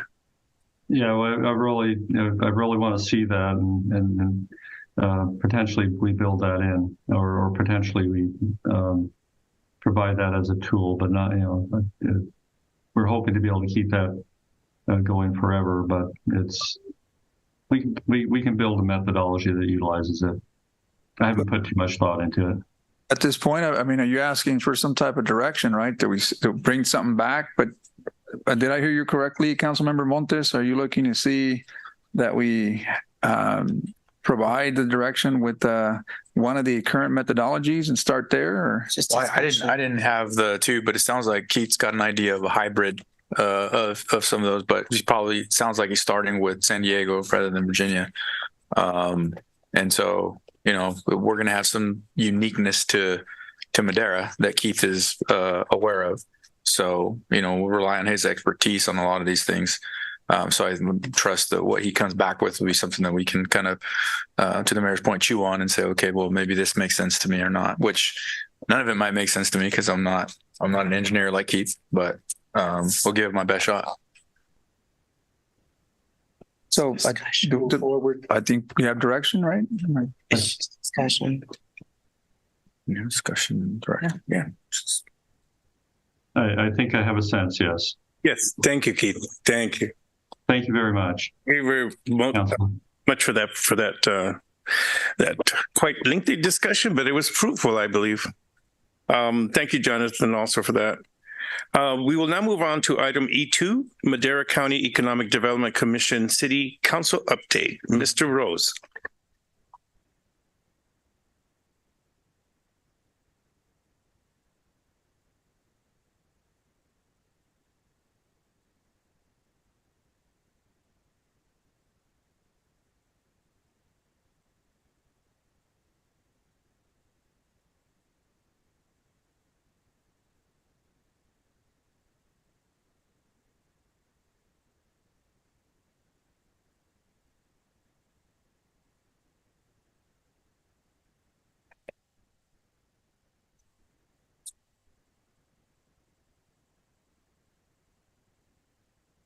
Hard to see right here. You're welcome. Good evening, everybody. It's been about 6 months before I came before you and thought it'd be a good time to give you all an update. I've met with many of you over the last few months just to check in with you. But as you all know, we've been working hard on our marketing. Oh my goodness, Alicia. Oh, I got it. Okay. Highlights of my report are our marketing efforts, our lead generation and tracking, and some of the projects that we've been working on. In terms of marketing, I think some of you or all of you may receive our e-monthly news update. It went out today. We send that out, available properties, different projects to our distribution list, which is over 1,200 subscribers. We add new folks and delete old emails every month. Trade shows that I've been to in terms of in the last 6 months, I went to the USA Select show that's put on by the Department of Commerce. That is primarily focused on FDI, which is foreign direct investment, to attract outside investment, new money into the area to help generate jobs and tax base. And then ICSC, which I think is a lot of your all favorite, International Coalition for Shopping Centers. Attended the annual convention in Las Vegas in May, and then last week, ICSC West in San Diego. Those have yielded some really good results. We have national interest from retailers, which in my monthly meetings with Arnoldo, that was one of the things that he wanted us to focus on in terms of more retail in Madera, and we've been definitely doing that. As I get on to the projects component, I'll review some of the stuff that we've been involved in. In addition to marketing, site selectors and brokers, virtual meetings, we accomplished those through our involvement with the Central Valley Economic Development Corporation, which we're a member of, as well as Team California, which we became a member of over the summer. It's to basically increase our voice and exposure to more and more retailers and industrial asset managers throughout the country. Quick overview of what's going on in terms of economic conditions here in the San Joaquin Valley. The California unemployment rate, these numbers have actually changed in the last week, so I want to make sure I give you accurate numbers. According to the Bureau of Labor Statistics, as well as the California EDD, the California unemployment rate is 4.9%. The current Madera County unemployment rate is 6.6%. We saw a little bit of a decrease, which means some more folks were hired in comparison to the Central Valley unemployment rate of 6.9%, so a downtick there as well. Business license in the city of Madera, I'm sure you all have access to this information, but you have 3,202 renewals issued for your business licenses, so your small businesses are renewing, which is a really good sign. And you had 145 new applicants, which is also very positive. Commercial space, you have over 1 million square feet of retail space in the city of Madera, and the vacancy rate is 3.7%. It's a tight market. And from what I understand to some of the local real estate brokers, you have LOIs, letters of intent on a lot of that. So your retail space is real tight. So we need more to come into development in the future to attract more, the retailers that you guys want to see come into town. There's over 8 million square feet of industrial space with a vacancy rate of 2.2%. Over the summer, it was like 1%. Which is, again, very, very tight. There's a lot of interest out of the Bay Area, the site selectors looking for space in the San Joaquin Valley. As you move from north to south down through the valley, San Joaquin County is very impacted. Stanislaus County is impacted. Merced starting to become, and next is us. So there's opportunities out there. We just need developers to bring more land into production. And we do have that. We do have some projects, but it takes time. But there is hope on the horizon for more industrial space to come online. Lead generation and tracking. So I know Mayor Garcia is very aware of this. He served on our subcommittee, and then our alternate council member, Rodriguez. We put out an RFP over the summer and I think I reported on this when I met with you all in February or March, that we need a new website. It's our #1 lead generator. It is very old, and Mr. Khan, my predecessor, didn't want to spend the money. I get it, but we really need to in this day and age. So we put out an RFP and we awarded, it was a competitive process. We awarded the rebuild for the website to Archer & Hound out of Fresno. It's a local company. We did consider Madera businesses as well for this opportunity, but Archer & Hound really had the background to really market a municipality, a city, or region a lot better, very creative, and then the technical components as well. So we went with them, and we have our executive committee next week. And one of the charges, they want to see some renderings and what have you. So we contacted them, and we're going to be able to present that. In addition to, and this is both the executive committee as well as our full commission. People were very interested in us in redoing our brand. They said our logo looks like it's from the 90s. I thought it was pretty good, but I have to respect the voice of my commissioners in the 90s, Mayor Garcia. And so we're going to do a brand refresh. This costs a lot of money. We didn't want to do a full brand redo. That was almost as much as about the half the amount of the website. So we're going to get some renderings of that as well, and we'll present that to our commissioners. And so the next time I come visit you all earlier next year, we will hopefully have our website launched, as well as a new brand or a new logo. So looking forward to that. So we continuously work with GoBiz on RFPs.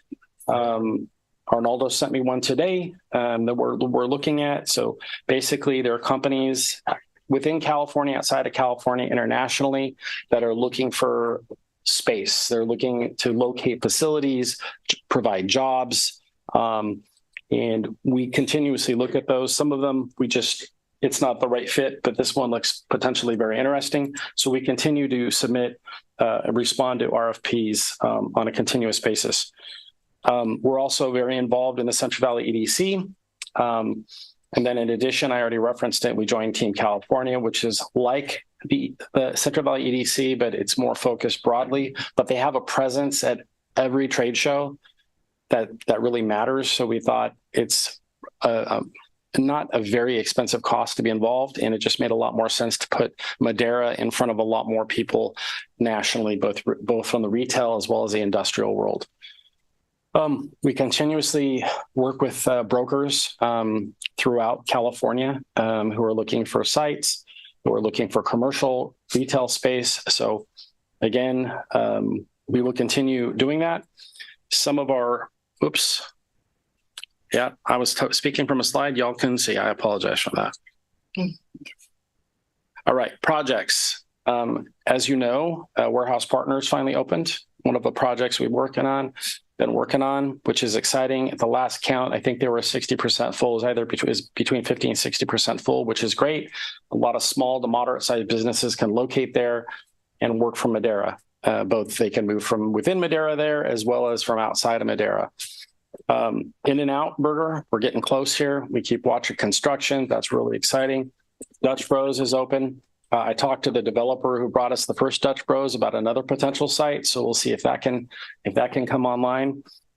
California Custom Processing over the Madera Airport industrial area, working on they're in the midst of an expansion. They have some of their site plans before city staff right now. We've been assisting them with also PG&E and construction, and Span Construction is also available with that. Some of our shopping centers continue to attract new potential retail investment. Madera Marketplace Shopping Center, Country Club. And then AG Machining was a really big win for us. That came from the Fresno EDC. They didn't have space for them. It's the Garcia family. They located from Southern California, and it's 50 jobs, and they're good paying jobs. And they're in the tech industry. They work with Google. They work with Facebook. So we've been ongoing providing assistance, which has been it's a real feather in the cap. And that came to us from our good friend Will Oliver at the Fresno EDC. So I thank him every time I see him for that. And then Ammon World, they're looking at doing their grand opening the first week in December. So I'm sure they'll be sending out invitations.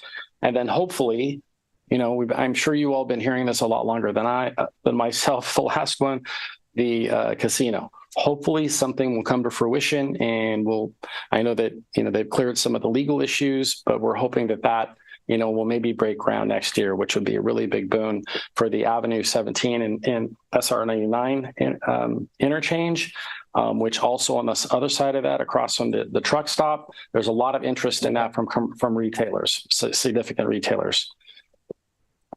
Some of the challenges that I don't have a slide for that. Some of the things that we're facing, and I know Councilmember Gallegos and several of you others have been very acutely aware of PG&E. So we continue to work with them. We have a call scheduled with them at the beginning of, I think, December.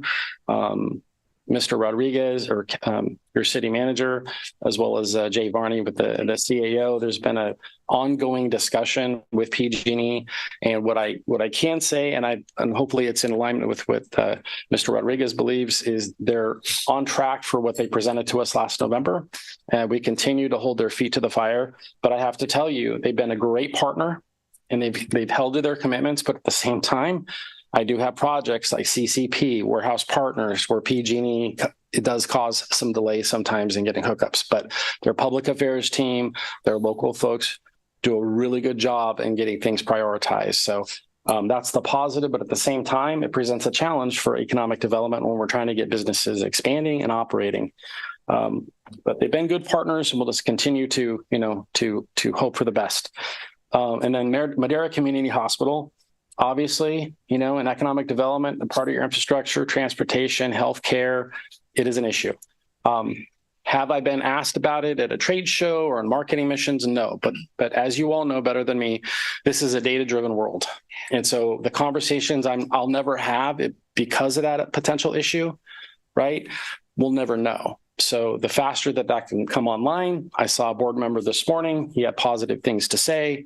So hopefully some type of resolution is brought forward to where MCH can reopen in some capacity, because it's really, really critically important in my world, both, and then also just for the citizens of Madera, the residents of Madera. It's just super important to have access to healthcare. It goes to quality of life, and part of economic development is that attraction, is that quality of life, access to health services, a hospital.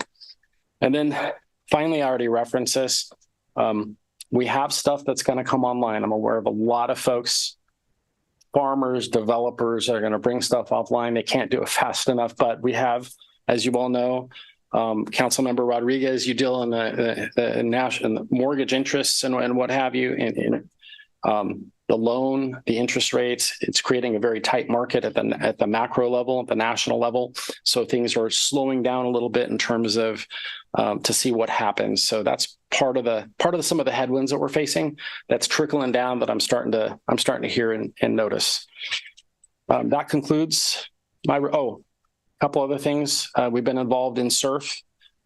So been working with city staff, county staff, our communities, our JPA members.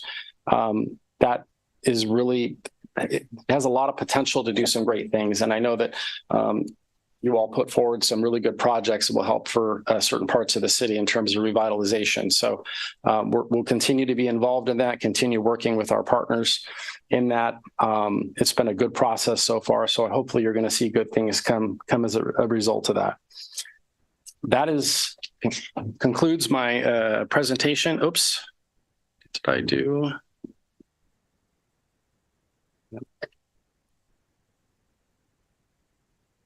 All right. So you have any questions? Thank you very much for that report, Darren. Are there any members of the public wishing to question Darren regarding this informational report from the EDC? Do we have any public comment at all, Alicia? We do not, Mayor. Thank you very much. We will bring it back to my colleagues for comments and questions from Mr. Rose. Thank you. Councilwoman Gallegos. Thank you, Mayor Garcia. I was just going to chime in what Councilman Montes says. Just thank you, Darren, for that information. Helps us a lot, especially when I have people say, nobody's coming into Madera. And now we know we have 140 new applicants. And so those new applicants are from what time frame? So I got that information. From city staff. So I believe that's over the last 12 months. 12 months. Okay. All right. So it's one of the, I've been involved with CalEd. It's a California Local Association of Economic Developers. And one of the things that they said that we need to track is you need to track business license renewals and new applicants, because that gives you an indicator of what's going on in your community. I'm like, for this presentation, that's why we provided that for you. All right. And just one more thing. I saw that you attended many trade shows in May and October, and just want to put it out there, and hopefully that there will be an invitation to our city manager to attend with you if possible. I know he's been really busy with a lot on his plate, but I think that's important for him to represent us and get the word out about Madera. I do my very best to represent you on my own, but I do communicate with Mr. Rodriguez about when I attend ICSC and others. Perfect. Thank you. That's all, Mayor. Thank you. Councilmember Montes. Just, well, thank you for the presentation, Darren. And I was looking at the website while you were doing the presentation. And so. Can you agree with me? Yeah, I mean, it needs some updating. Yeah, it's just, so we appreciate the work that you're doing. Thank you, Councilmember. Yeah, we did have some back and forth debate on that, and that was really one of the good points to do. You got it, sir. If you need to speak, you need to come to the podium. No, I understand that, but you need to be recorded. So if you can please, yeah. I didn't see his hand. I see his hand. You, Councilman Reynolds. Thank you so much. Thank you so much, sir. I appreciate this information. But my one question I want to ask you, out of those 144, out of those 144 applications, is that what you said? Yeah, the new applicants. Okay, is any of those smoke shops? I don't have the exact information on all of them. We got aggregate numbers. Okay. That's what I was going to ask you. Okay. Thank you so much. Yep. Thanks. Thank you. Where was I? Oh yeah, the debate over the website, more modernization and user friendly, because as everyone knows, we have technology advances, and if we are using outdated models and visuals also, they need to be upgraded so that the public can easily access, and it's visibly appealing. I was going to ask you, thank you very much for that report. We meet, quite frequently, but a lot of folks here on the dais who know who the either executive board members are or the rest of the committees are. So if you could just identify them, if you would. I have to do that from memory. Oh man, I'm going to fail at that. So, the greater body of commissioners, so the County of Madera is represented by Jordan Wamhoff, Supervisor Jordan Wamhoff. The City of Madera is represented by the mayor. We also have alternatives. Wasim Ahmed, council member in Chowchilla, is another. And then Rob Poythress Supervisor Poythress represents the Madera Chamber of Commerce on there. And then Brad Ditton is the independent non-governmental member, and he represents the Bass Lake Chamber of Commerce. Then all the other chambers of commerce that were not mentioned in, that either the Madera Chamber or the Bass Lake Chamber, they all have commissioners that are appointed that serve on the overall commission. So we have a broad spectrum. I would say it's Madera County and the city are well represented both in. I think it's about 12 total commissioners. I'll be sure to bring that next time I can name each one of them. All right. Thank you very much. Are there any further comments from my colleagues? Not on the website either. See? So, well, thank you very much for that report. We look forward to hearing more good things as the year progresses, and we'll see you soon. Sounds good. And eventually I want my picture. I'm kidding. So thank you all. Thank you. Might as well. Alrighty, we will now move on to item F, council member reports, announcements, future agenda items. This portion of the meeting is reserved for the mayor and the council members to make brief reports on boards, committees, and other public agencies, and at public events, to request updates, to initiate future agenda items, and to take action on matters initiated under this section of the agenda. Under this section, the council may take action only on items specifically agendized and which meet other requirements for action. Number one is Councilwoman Gallego. Oh, thank you, Mayor Garcia. I just wanted to do a shout out for our safety and clean team out there working on that river. The residents sure are noticing that and appreciate the hard work.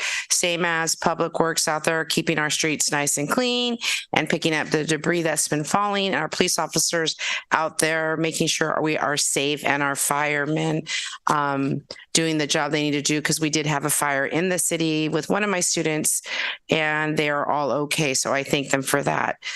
We can't do our jobs without the rest of our staff that are in city halls, or administrative assistants, or even the ITech, or people in Parks and Rec that are doing rec programs for our kids that are coming online constantly. So I thank everyone out there for doing the goodness that they do to serve the people of the city of Madera. Thank you, Mayor. Thank you. Councilmember Rodriguez. Yes, thank you, Mayor. First of all, I wanted to just thank our staff and most of all of the council members that attended the CTC. Obviously, that was quite draining for some of staff, having to make themselves available. Our council here, our mayor, making themselves available to be able to host and tour the CTC. I think it was a great turnout. It was good for us to really showcase who we are in Madera. Obviously, the county had their presentation, Chowchilla had theirs, but the city of Madera certainly did a good job of presenting that. So I wanted to again thank staff, our city manager, all of the engineers involved, Keith, Ellen, and all those that I've missed. I want to thank you for all. And of course, my council. I think that really showed that we are an example of a city such as Madera that certainly has communities that need to be reconnected in some capacity or not. And that State Route 145 certainly showed our potential there of a project of that size. So I want to thank you there. Second, I wanted to also just talk about transportation. I was at a Focus for the Future of 2023, which is a self-help county coalition of counties that impose a sales tax to be able to help with transportation needs. And in there, it was in San Francisco of all places, transportation there with modes of transportation and what they use, active transportation, what have you, but not necessarily all size fits all. And one of the questions that I wanted to ask our city manager and possibly for a future agenda item is to kind of assess our transportation, our current public transportation. I know we just went through a big process of establishing a fixed route and also, the vehicles in the fleet. One of the things that I constantly get, and I get calls on, and I see now for myself, is that there's not a lot of ridership. So we have been doing public transportation in the city of Madera, I'm sure, for decades, and other cities. But one of the things that I uncovered is that, like, for example, the city of Huron is they're piloting somewhat of an Uber type of deal where, certain folks are calling in or using an app and they're able to be driven to their medical appointments and what have you. So I don't know if that's the case here in Madera. I know that people are very used to the public transportation that we have. I think it's a great transportation, but is it the most effective? So maybe assessing whether are we shifting? Are people now looking at transportation in different ways? Like I said, if I go to San Francisco, I get on the BART. I'm not very comfortable. I've had an experience where, obviously we were packed like sardines and I felt like, it was just an uncomfortable situation. Safety could be an issue. So is that the problem here? Why are we not getting the ridership that we should? Are we seeing a decline in ridership? Is the way to get from point A to point B shifting? Are people relying on Uber other ways? So those kind of questions come up. So the better way to utilize our transportation more effectively is to assess it correctly. Is this what is best for Madera? It may not be the same for San Francisco, where I talk to people out there and they don't own cars. So I was very amazed as to how people can go out without cars. But here, this is our daily routine, taking our kids to school, going out to get a coffee, going out to buy to eat. But for them, it seems like it's within reach. Urban planning is different. Arnoldo, I'm sure you can appreciate that. But when it comes to transportation, are we utilizing it in the best effective way? So I don't know if my colleagues would want to explore that. I'm not trying to undertake a big job because that could be something big, or we can certainly explain that our ridership is up and it warrants for us to continue to have this system for future years. But if it's not utilized effectively, then we may have to just modify and or question and see if that's the best use of it. That was the deal on transportation. The other deal I wanted to just highlight is I've been asked if we have an ordinance regarding panhandling. No. And if not, do we have something for panhandlers?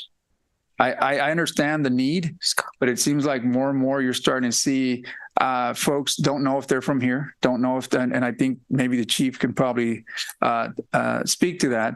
I don't know what our ordinance is, so not knowing, I can't really respond to that question. I'm assuming that we have some type of ordinance, but I'm not sure.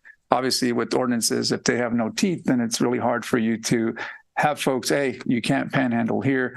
But I think just having something kind of like what we had with the no smoking at our parks, I think it certainly tells people, hey, no smoking is it's not permitted. Smoking is not permitted. So the same thing. That was my other question. Last but not least, I just want to finish off with again, congratulations, our chief, Gino Tremonti. Congratulations. With that, Mr. Mayor, that's all I have. Thank you. Councilmember Montes. I also wanted to thank staff for everything that they've been doing. There's a lot going on. There's a lot of trunk or treat events. I think nobody came to my house for candy because they were out at all the events. So thank you to the community. So I have a bunch of candy if anybody wants any.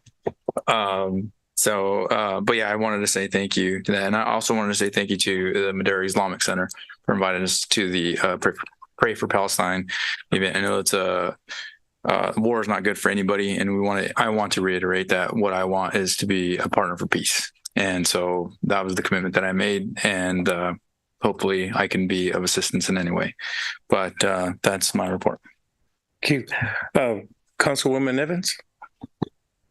Thank you very much. And it's great to see everyone here tonight. It's great to be back. It seems like we were gone for a long time. But I met with my children at James Monroe Elementary. As you know, I have the program called Crunch for Councilwoman. And they were very excited. They were happy to see that things were being done. They are complaining about the streets, as I indicated. So that's one thing that is really top on my list, and making sure that the children are safe there. Also, in reference to the breast cancer, we just finished Breast Cancer Awareness Month, and the NAACP had an awesome event where we honored 3 individuals. We were able to certificate them in recognition of them being here and dealing with the fact of the breast cancer. Joshua, he was here as well. Also, Christmas is coming, and our Christmas extravaganza will be coming off December the 17th. So it'd be great to see everyone there. Come out, put on your ugly Christmas sweaters and just come in and have, a good time. And then also be able to bring toys for us to be able to go out into the community and bless the children of the city of Madera. Last year, we were blessed with a bunker out at Madera South. And with doing that, we were able to give out over 3,500 toys last year throughout all the school districts. There were a couple that didn't respond, but we were able to do that. And then to have Brett Frazier dress up, and also the Grinch. We had him from the sheriff's department. So Chief, we'll be calling on you again this year for your staff to come out and for you guys to run around and have a good time. This young man here was with us, so it's a good time. I mean, it would be nice to even have some of the council to come, where you go to the doors and actually escort the children out to the vehicles, and they're able to get toys. And I'm going to be working on now this year, having to see if I'm able to get food bags to be able to take to some of the homes, because some of the homes that we go to, the children have nothing. And one lady told me that the cupcakes that we gave her was all that the children would have as a dessert.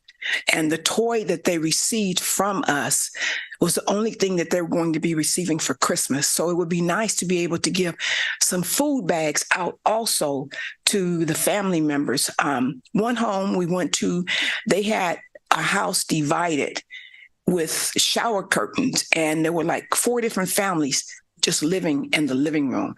And this is 2023, and it's so sad to be able to see something like that. So if there's anything that any of us can do, and maybe giving, because it's the season, it would be so great. So I'll invite each and every one of you out to come if you would like, but more so to the community. Chief, welcome. Once again, congratulations. Thank you so much to the staff. I thank you. And for each and every one of you, Godspeed when you go home tonight, and be blessed. Thank you, Mr. Mayor. Thank you. Mayor Pro Tem. Thank you, Mayor. Since we last met here, we had the wonderful Guelaguetza that a lot of people look forward to, and we saw the community was very happy. We had residents from Madera, but we also had people come out from LA, Santa Rosa, Milpitas, and there's estimates of about more than 5,000 people attending throughout the day. So for the first time, Madera having the Guelaguetza, definitely a success. And there's so many videos on YouTube. The Madera Police Department even went viral in a Oaxaca news outlet. So that was pretty cool to see. And I know that organizers are very excited. for next year's. I was happy to attend the chief's oath. He had a packed church. Congratulations again.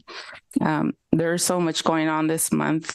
Washington Elementary also held Calenda for the first time. Students and parents were part of it. I was excited to be invited to it, where I met teachers that came from Oaxaca, Mexico, who are part of the exchange program that Madera Unified School District is doing. That was very exciting. Thank you to my colleague Rodriguez for attending the San Joaquin Water Summit that happened in Visalia. It was part of the Water Education for Latino Leaders. Myself and Supervisor Leticia Gonzalez, we were part of the organizing committee. So we were very happy to have a great turnout over there, especially from Madera.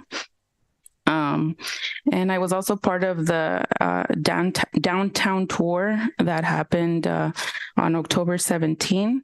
I was able to talk to members of the California Transportation Commission as somebody who grew up here in Madera and who shares the sentiment of our residents of wanting revitalization, beautification in our downtown.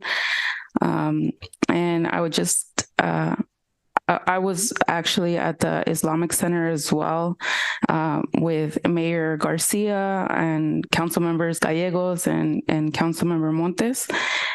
We appreciated the opportunity to be educated on the events happening to our Palestinians brothers and sisters.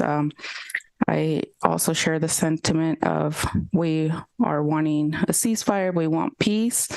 And so thank you again for educating us on that. And just, I'd like to reiterate the invitation that the residents of our community came out to make today about the Day of the Dead celebration that's happening tomorrow at Courthouse Park. It's from 4 p.m. to 9 p.m. And it's the purpose of it is to try to bring these authentic traditions to Madera for those who are not able to go back to their homeland, or just to educate the community in general, as many were witnesses during the Guelaguetza. It wasn't just indigenous, but a lot of people in our community from different backgrounds enjoyed it. So that is the purpose of this group. They are accepting donations. If anybody is willing to give donations, they do accept them, but this isn't a nonprofit. This is a group of residents that just want to bring culture and arts to our city of Madera. Thank you. Thank you. Councilmember Villegas. Thank you, Mayor Santos Garcia. I have something new that I'm gonna let you guys know. Put an application with League of California Cities for the South San Joaquin Valley District Policy Committee and environmental. So I'm going to be having a meeting in the beginning of the year via Zoom. And in the middle of the next year, we're going to go to one of the meetings in Los Angeles. And then in total is about 6 to 8 meetings during the year, starting in the beginning of the year. This is all about environmental, so in general. So I'm always like that kind of topic. So I decided to put an application, and they accepted to me to be part of the member for the and California League of California Cities. So, and also I want to say thank you, Keith, for all the information about those crosswalks. We have a couple of issues over there in my District 6, so it's a very good information, and I hope so that we can fix some of those problems there around the city. And also, I want to say thank you, new Chief Gino. Welcome, and look forward to see. Good job. That's my report. Thank you. Okay. Thank you very much. Well, it is turning into a month of congratulations. You're catching up to the Chief Lawson there, brother. So the highlight, there's a couple highlights, and I'm going to keep it short because some of them have been mentioned already. One of them was a visit to Station 56 for at our fire station by the Mexican delegation of firefighters, San Luis Rio Colorado, I believe it is off the top of my head, and basically they came to thank the city of Madera and our Cal Fire members for being able to organize a donation of firefighting equipment to their firefighters, and so they were very thankful for that equipment, and they came to thank us personally at Station 56. The other thing is we were recognizing this month of Domestic Violence Awareness Month, where we highlight the evils of domestic violence in our community, and we look toward educating and making sure that our residents are protected and feel safe from domestic violence. The Dia de los Muertos events, I'm really happy to see more of them this year than ever before, I believe. They've been very limited in the past, but I think it's gaining more acceptance. I don't know if it's because of the movie Coco or not, but I'm sure that there's much more awareness regarding the tradition, the deep embedded tradition of Dia de los Muertos in our communities. And then I want to make sure that we extend a invitation to everyone to come to Madera Courthouse Park to the memorial there as we recognize our veterans. It'll be on Saturday the 11th, starting at 11 o'clock, and we will have a presentation for our veterans in our community. So I want to make sure that folks are invited to that and are aware that we're going to be having that event. That's all I have for now. I want to end that. Anyone else? One more thing at all? No? Good. Councilwoman? One more thing. I just wanted to thank Parks and Rec. I forgot to mention, we had a lot of residents come out to groundbreak Jim Talbert Park on Olive and Knox. What a great turnout. We probably have over 50 people there to celebrate with Mr. Talbert. So I thank them for all their hard work. Yeah. Also the revitalization of our park. Also, that was really great. Thank you very much, you and your staff, brother Joseph. All right. So we will move on to our closed session. Item G. Shannon, would you take us to closed session, please? Thank you very much, Mr. Mayor. We have one item for closed session. It's public employee performance evaluation pursuant to Government Code Section 54957B1, title City Clerk. Thank you.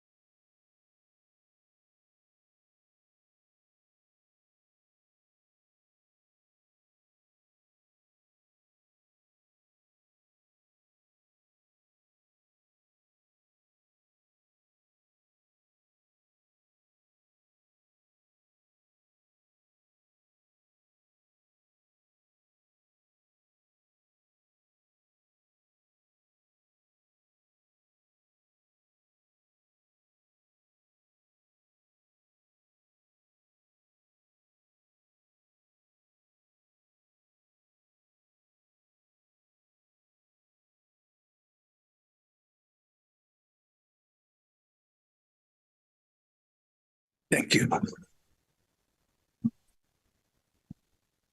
We back, Alicia? Yes, we're back. Thank you, Alicia. We are finished with our closed session item. Shannon, would you bring us back from closed session? Thank you, Mr. Mayor. There was an evaluation occurred of the city clerk. The city clerk received a rating of satisfactory or above. There was no additional action taken in closed session. Thank you. Thank you very much. It is now 9:12. We will adjourn this meeting. Thank you very much for attending. We will have our next upcoming meeting dates are Wednesday, November 15th and Wednesday, December the 6th of 2023. Thank you very much and have a good evening.